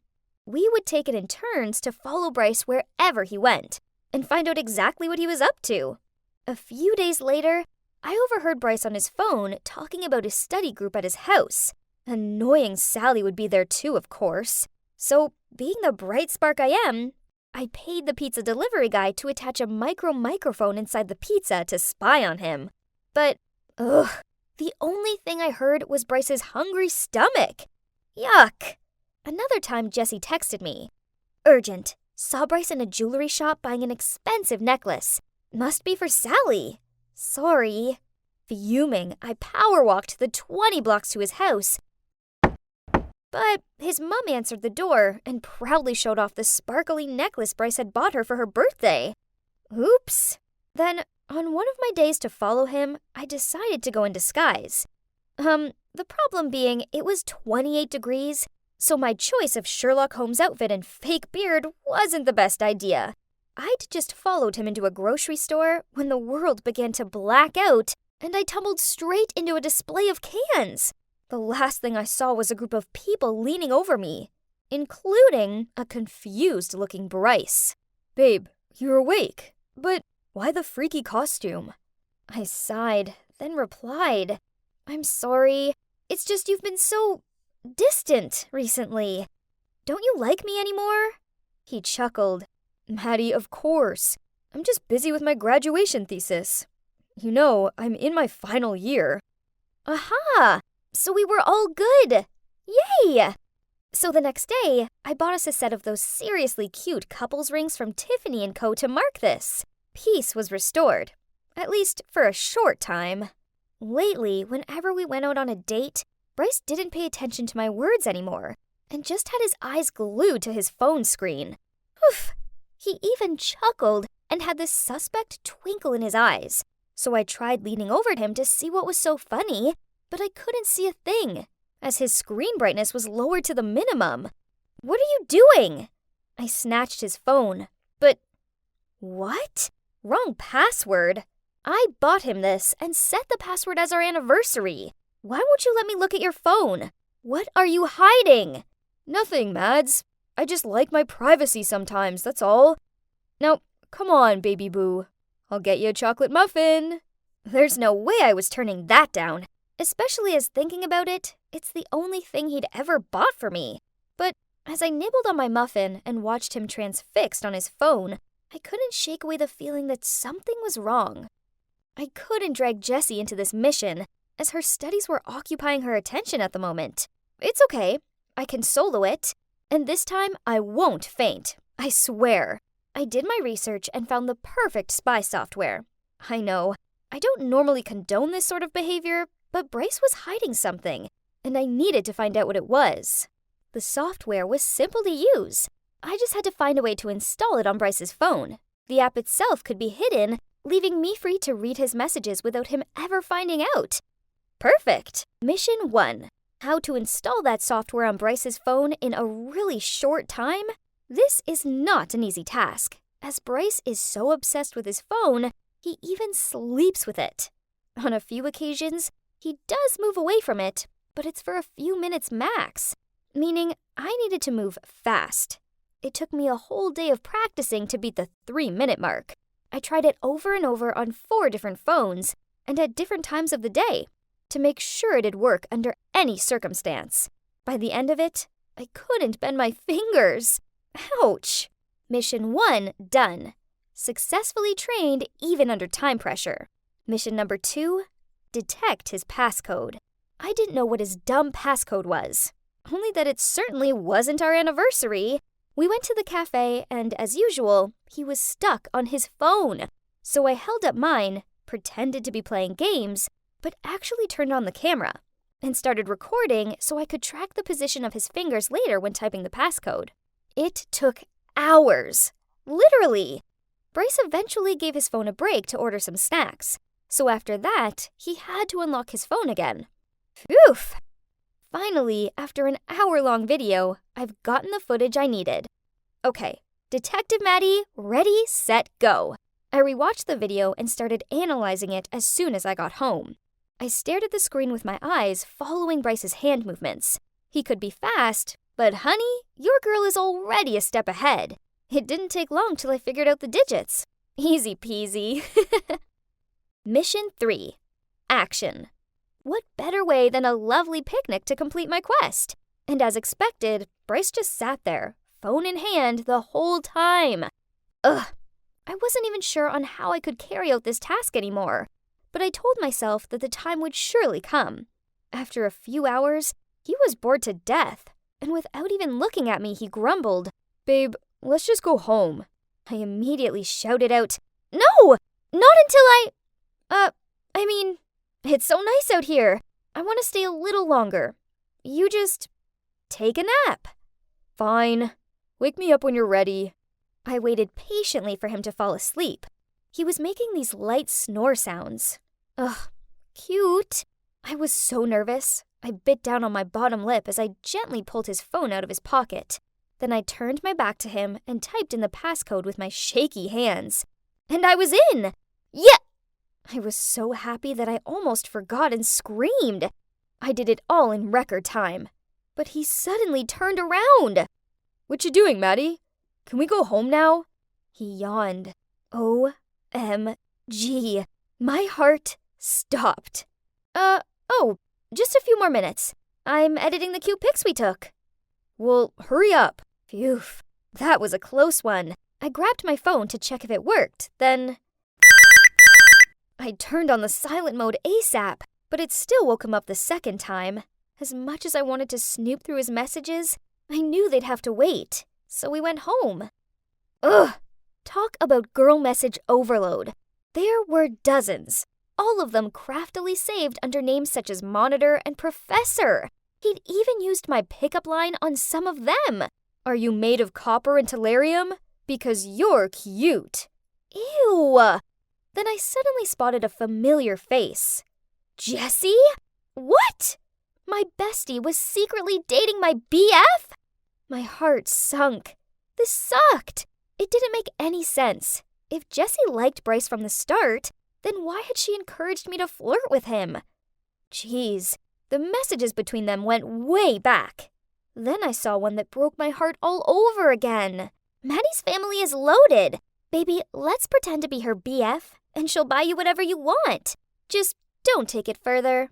So that explained his shyness, why he hardly looked at me, and why after 2 months of dating he hadn't tried to kiss me. Then a recent message from Bryce to Jessie caught my eye. She's so boring. I got us enough money now, so gonna dump her next week. How dare they? Only, unbeknownst to Jessie, Bryce had dozens of girls on the go. Actually, he was meeting this girl called Tiffany at the movies tomorrow night. It was time to get revenge. So pretending to be Bryce, I texted all of the girls, including Jessie, to come to the cinema at 8 p.m. tomorrow. I borrowed my dad's baseball cap, wore my oversized sunglasses, and arrived there early, so I didn't miss the show. I even bought some popcorn and a Coke, as I wanted refreshments to watch this blockbuster. Then, at 8 p.m. sharp, Bryce strolled over, and boom! The girls arrived one by one, figured out what was going on, and started arguing with him and each other. Tiffany threw her popcorn over his head. Hilarious! And another girl called him a jerk and whacked him with her handbag, while the others were shouting and pulling his hair. And me? Well, I lurked in the background and secretly filmed it all. Oh, sweetheart, you're so dead! Wow, Jessie, our main character, has appeared. She took one look at the circus going on in front of her and instantly looked like a lion ready to pounce. She stormed up to Bryce, pinched his ears, and dragged him while in a high-pitched voice he said, "Ouch! Ouch, Jess! It's you who taught me all of this! I'll call you later, babes!" When these two almost passed me, I pulled off the cap and shades and jumped out at them. Voila! Could someone come and help me pick up their jaws from the floor? Couldn't expect Maddie the mastermind, huh? I didn't stick around for their explanations. Instead, I shimmied off. But I did send her a little souvenir. Jessie is my best friend, so I have to share anything interesting with her, right? Have a good night, my bestie, and my ABCDEFGH boyfriend, you too. But let me add the IJK. I'm just kidding. Yeah, as for me, I've decided to give my heart a break for a while, as this has taught me a priceless lesson. Don't be smitten with handsome boys. Oh, and be wary of sneaky so-called best. 98, 99, one more to go. And 200,000 followers! It looks like I'm making quite an impression on the world. Hey, you're looking at the hottest beauty and lifestyle influencer of Park Springs High School. Beauty and brains? I have both. It's not surprising, is it? Obviously, a girl like me gets loads of attention. Oh, there our nerdy Ben is, my #1 fanboy. He's always following me around school and offering to help me with, well, everything. I can't blame him. I mean, I'm basically his queen. Hey, Ben. I didn't see you at my locker as usual. Are you good? I'm out of money today, so... Wait, Ben, don't say it like that. People will think I mugged you or something. I never ask for those groceries or sundries. Yes, you don't. Sorry. Okay, so that was weird. Then things got even stranger when I overheard Christine telling her friends that after being exposed, an anonymous IG singer's followers had skyrocketed to a whopping 500,000. But the thing was, she went to school here. She's that nobody in bio class, Stella. Stella hurried past me into class, followed by a flock of people trying to take her pic and asking her to sing. Blah, blah, blah. Some of the boys even offered to take her home after class. Poof! Please! What were they thinking? Ugh! She could play the fragile and confused act on these losers, but she didn't fool me. The dropped book scenario was so overrated. But, why was Ben rushing to pick it up? What a traitor! Ben, where's my homework? He couldn't even come up with a better excuse than, I went out last night. This was baloney. I just heard him offer to help Stella with her homework. And guess what? This girl, still with her Little Miss shy facade up, told Ben that she could do her own essay. Ugh. Did she think she was Beyoncé or what? Acting all high and thinking she's the beacon of the universe? I was furious. So she wanted a taste of fame, huh? Let's just say, as a senior in this field, having experienced its downside, it was time I taught her some manners. After that, I made sure she became the main topic of every single talk in school. Hey, she needed to learn how this fame game worked. Everyone was giggling, pointing, and whispering behind her back. She had to cover herself with a hoodie that hid half of her face and walk through school in anxiety. Yeah, I know that paranoid feeling all too well when you obsess with why people keep on giving you odd looks.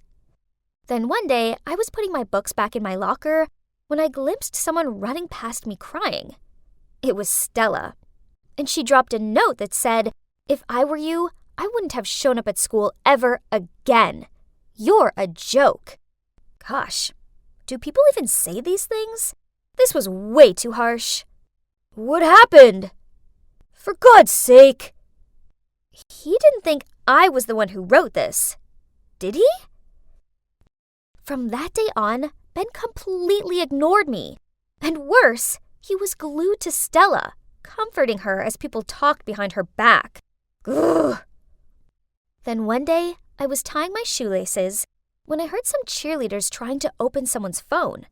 Right at that moment, Stella stepped out of the shower stall. Upset to see others violating her privacy, she tried to fight back. But oh boy, this wallflower couldn't even make them budge. Fine, I'll help her, but only this time. You tattletale! You think you run the place now just because you're popular? Go tell Ben I didn't put that note in your locker. Better yet, call him right now. Oh, come on. Just run to the bleachers and tell that nerd. Go! What are you looking at? I went over to the bleachers to find Ben comforting Stella. What now? Snitching on me again? Actually, Stella was just telling me that you didn't write that note. Could you be any more foolish? So, you're just gonna bluntly do whatever I tell you to? Don't mind her. It's just who she is. A bit rough, but a truly great friend. I don't make friends. Yeah, I'd learned it the hard way. Back in my early days on Instagram, the only friend I trusted posted a video of me changing in the school's shower stall. I still had my tea inside my shirt, but that taught me a cruel lesson about friendships and fame. When you're famous, people will always want something from you. You can't trust anyone at all. You hear me? Stella! Who's that? Liam, Stella's friend from the music club. They look good together, don't they? What? Are you jealous of him or something? For that silly chick? Ben didn't say anything, but just blankly stared at them. Huh? He never looked at me like that anymore. Now I was no longer the Instagram queen. That meant I was no longer his queen. It was true, there was no one I could trust. A few days later, there was a big football match. We were going up against our rival school for the final, and Stella was singing the national anthem. Even the mayor and a local TV station showed up for it. Crazy! Ben was part of the AV team, so when some dude told me Ben wanted to talk to me, I went to the AV room to find him. What did he want to talk about? Hopefully not something to do with Stella. Ugh! But as I got there, no one was around. Huh? Right at that moment, the screen showed Stella stepping up to the podium preparing to sing. But instead of the soothing melody, a string of strange, distorted sounds came out of her mic. What was going on? What are you doing here? Ashley! He pushed me aside and hurriedly fixed the sound system. And just a minute later, things were back to normal and Stella could restart the song. Ben gave me an accusing look, then dragged me behind the bleachers, where we met up with Stella and Liam. Then Ben told her I'd messed with her mic. Ugh! How could he think I was capable of something like that? Meanwhile, this Liam guy stepped in, saying it could have been a technical error. Yeah, whatever. I went to leave, but Liam caught up with me. Weird. Weren't he and Stella having a thing? He immediately denied it, saying they were just acquaintances from music club. But I've been wanting to get closer to you for a while. You're the true Instagram queen, not Stella. Whoa, this guy was a top-class jerk. Just a minute ago, he had his hands wrapped around Stella, and now he was trying to leech onto me. He even started leaning in to kiss me on the cheek. Quickly, I dodged it as I met Stella's gloomy look from behind. Yikes, it was time to get out of here. I didn't sleep so well. Ugh, all this stress was bad for my skin. So I was groggily making my way along the school corridor when Stella stormed up to me. It was you, wasn't it? You were so mean to me, threatening to delete my IG account because you were so jealous Ben had left you for me. Now it's really gone, and it's all your fault. What are you talking about? I had nothing to do with your stupid account. Yeah, I gossiped about you to mess with you a bit, but that was all. And you think I did it too? Excuse me? Did he just ignore me? And there Ben was, my so-called friend who turned his back at me right at the moment I needed him the most. And I never threatened to delete her account. Why did she make it up? Was she that jealous of me and Liam yesterday? What's this? An unexpected message from Liam said, Hey Ashley, don't worry sweetie, I've got your back. What do you say we meet at 8 p.m. in the park? Ugh, this shameless, two-faced jerk. What was he up to this time? So after class, I slid a note into Stella's locker, pretending to be from Liam, saying, I have a surprise for you. See you at 8 p.m. in the park.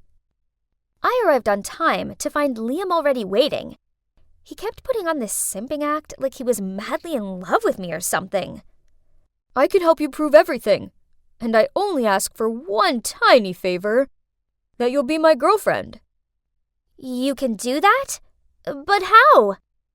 Well, you can just simply put the blame on someone else. Let's say, Ben? Oh, honey, you don't have to do anything. Just come to me and let your man handle it. Ugh, this guy made me want to barf. But I still had to play it cool so I could figure out what this dude had up his sleeves. Sounds interesting, but I want to know more. How are you going to carry out your master plan? Honey, I've already got all the pieces of evidence in my hands. You mean? That's right. I was the one who deleted Stella's IG account, and I know a way to blame it on someone else. You did what? Ashley, I let my jealousy blind me. So when I saw him flirting with you right in front of me, I just lost it. At least you're not the only fool around here. He played both of us. And for the record, he's so not my type. Your type? Let me guess.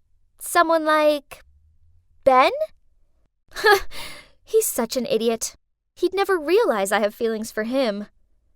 But you're more of his type than I am. Besides, the way he just abandoned me when I needed him the most.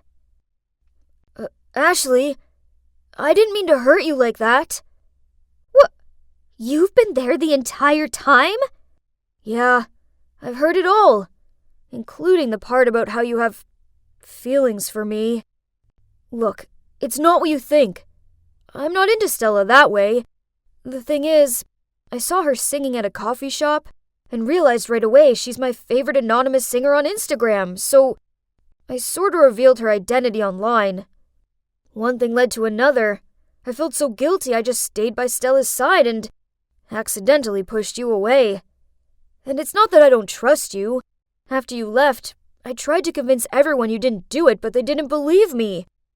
Then Stella showed me the note in her locker of Liam asking her out, and I recognized your handwriting. I got worried, so... So, you didn't turn on me? Yeah, I know you can seem cold sometimes, but deep down you have a good heart. So, turns out that Stella going viral meant some local lounge singer had lost a lot of gigs, so she hired Liam to delete Stella's account for good. This guy was no joke. The note, the cheerleaders, the mic accident, he was responsible for it all. Luckily for me, I'd managed to put my phone on record mode for the entire conversation I had with him. So the next day, I went ahead and reported him to the principal. Well, no bad deed goes unpunished, so I hope you enjoy your indefinite suspension, Liam. As for me, I no longer go solo anymore, as I have a new friend by my side, who now has quit social media and enjoys her passion for singing. And Ben is still Ben. Such a doofus. But my doofus. Hi, I'm Belle. I'm 18, and today is my first day at Boston College. Isn't that cool? Oh, wait. I think I hear someone crying. Why don't we go shopping? It'll make you feel better. No, I don't want anything. Just leave me alone. Wait, that sobbing girl, she looked so familiar to me. Is that her? What are you looking at? The other girl snapped at me. Geez, why so serious? The next day I decided to do the neighborly thing, so I brought an apple pie over to her. The door opened and whoa, she looked like she'd tackled a tornado. Her hair and clothes were messy and her eyes were swollen. Oh, hi. I'm Belle. I just moved here. Nice to meet you. Oh, hi. I'm Laura. Yes, Laura. Laura from elementary school. How could she not know it was me? Then my childhood memories started flushing back to me. Back then I was super shy because my family had financial problems. I was always in worn clothes. I guess this made me an easy target for some mean kids. Then one day when I was walking home from school, those kids followed me, pushed me over, then started laughing as they searched through my backpack. But then a luxurious car pulled up alongside us, and Laura peered through the window and said to them, "Leave her alone, else I'll revoke your invites to my party." After that, Laura left before I could even thank her, and the mean kids hurried off. Through my young eyes, I saw her as an angel. She was pretty and popular, but she'd still stopped to help me. Unfortunately, right after that incident, my parents thought it was best to transfer me to another school, and I never saw Laura again. Well, until now. Thanks for the apple pie. Come in if you want. Oh, yes, if you don't mind. I walked inside and oh my, her room was a mess. There were clothes everywhere, trash on the floor, and dirty dishes overflowing in the basin. Something bad must have happened to her to get her this down in the dumps. So I asked her what was up, and she told me her boyfriend had just broken up with her. The worst part was she left her family and friends behind to move here for him. But then he ended things without even giving her an explanation. Poor Laura.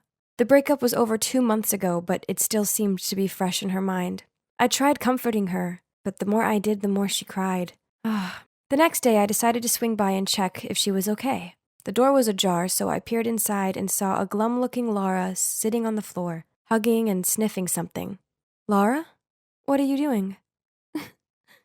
I found this, and I just miss him so much. Oh, turns out she was looking through her closet for her sweater and ended up finding her ex's hoodie. That's it. Enough was enough. It was time I finally returned the favor and saved Laura just like she'd saved me back in 5th grade.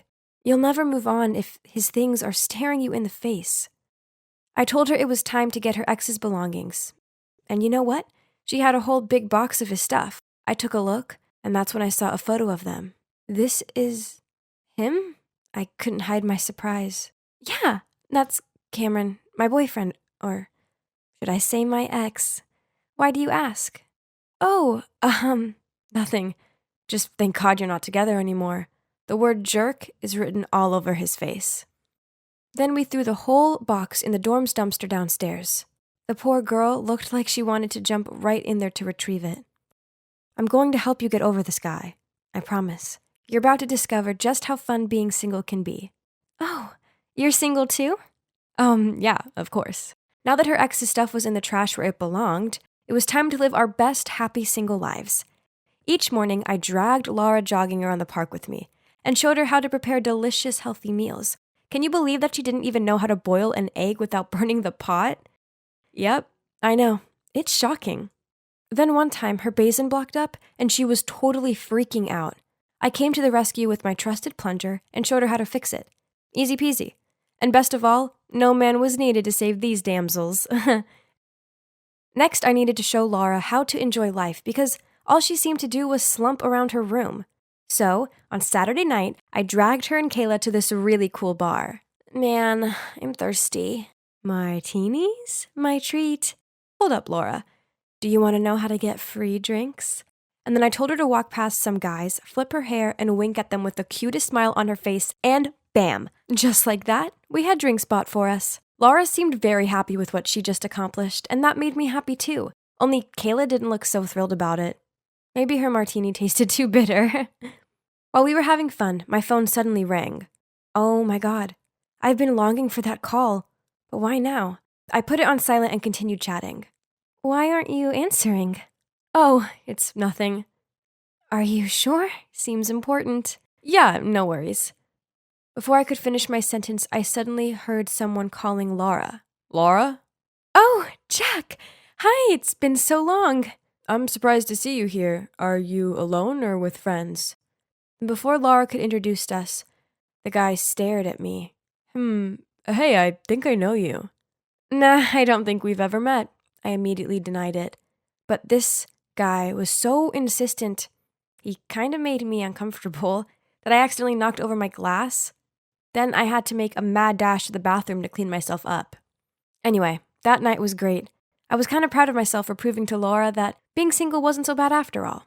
But then, the very next morning, disaster struck. Kayla ordered me into Laura's room, where she was curled up on her bed, holding a photo of her and Cameron. Ugh, so much for getting rid of all reminders of him. Laura sobbed out that Jack told her that Cameron was seeing someone else, and now Kayla had come up with an idea to get revenge on him. I know this hurts, but please, just ignore him and move on with your life. Pfft, what do you know? Are you on Laura's side or her jerky ex's? I just ignored Kayla and tried to talk to some sense into Laura. Thank God she seemed to listen to me and cancel the revenge plan. Oh boy, Kayla looked furious. I went back to my dorm and let out a relieved sigh. Then suddenly my phone got an incoming message. Can't wait to see you tomorrow. Okay, the truth is, I'm seeing this guy who I like loads, but I didn't want to rub Laura's face in it, so I haven't mentioned it to her. The next morning, I put on a cute dress, did my makeup, styled my hair, and excitedly stepped out of my dorm room to find stacks of trash bags in front of my door. Who on earth did this? I dragged them downstairs to put them in the dumpster, when I found all my mail in there covered in trash juice. Ew. Was this a prank or what? Whatever, I didn't have time for this. I was already late. I arrived at a gallery and saw that he was already here looking at a painting. Hey, sorry for being late. He turned around with a smile. Well, you're worth the wait, you know.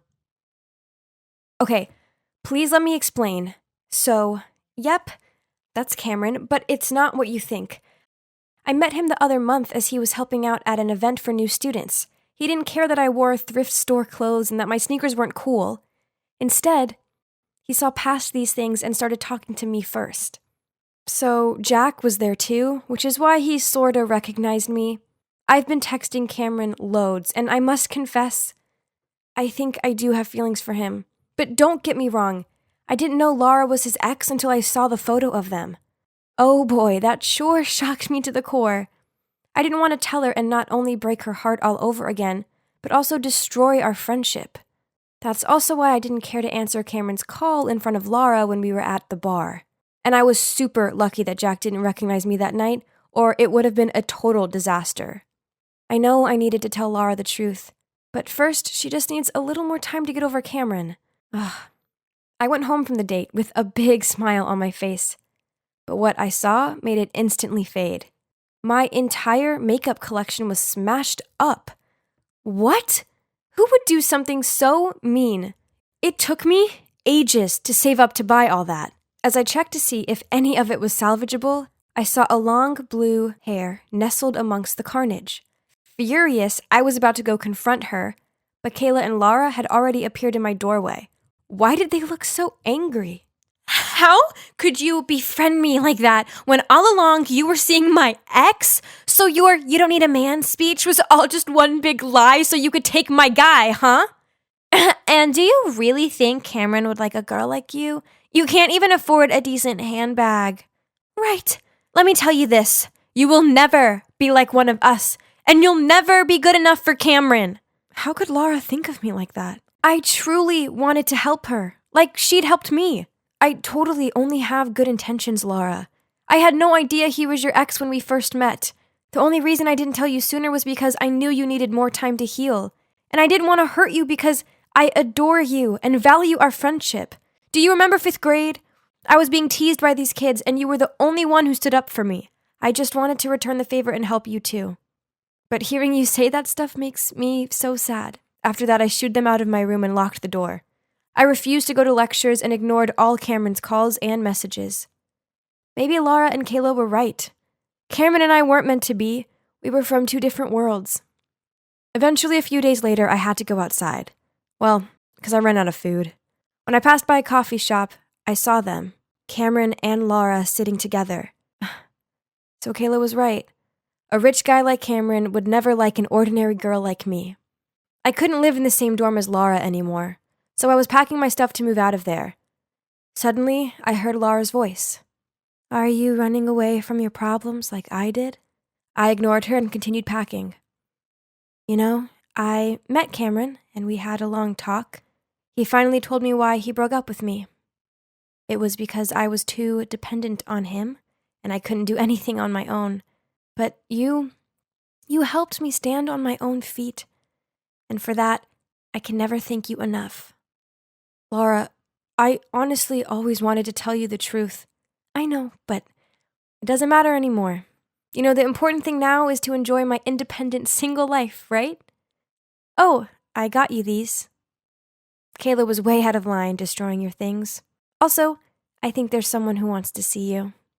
Suddenly there was a knock on the door. I opened it and, oh my God. Standing there with a huge bouquet of flowers was Cameron. So it looks like I can continue getting to know Cameron now, and I don't have to move out anymore. But do you know what the best part of all is? I have my friend back.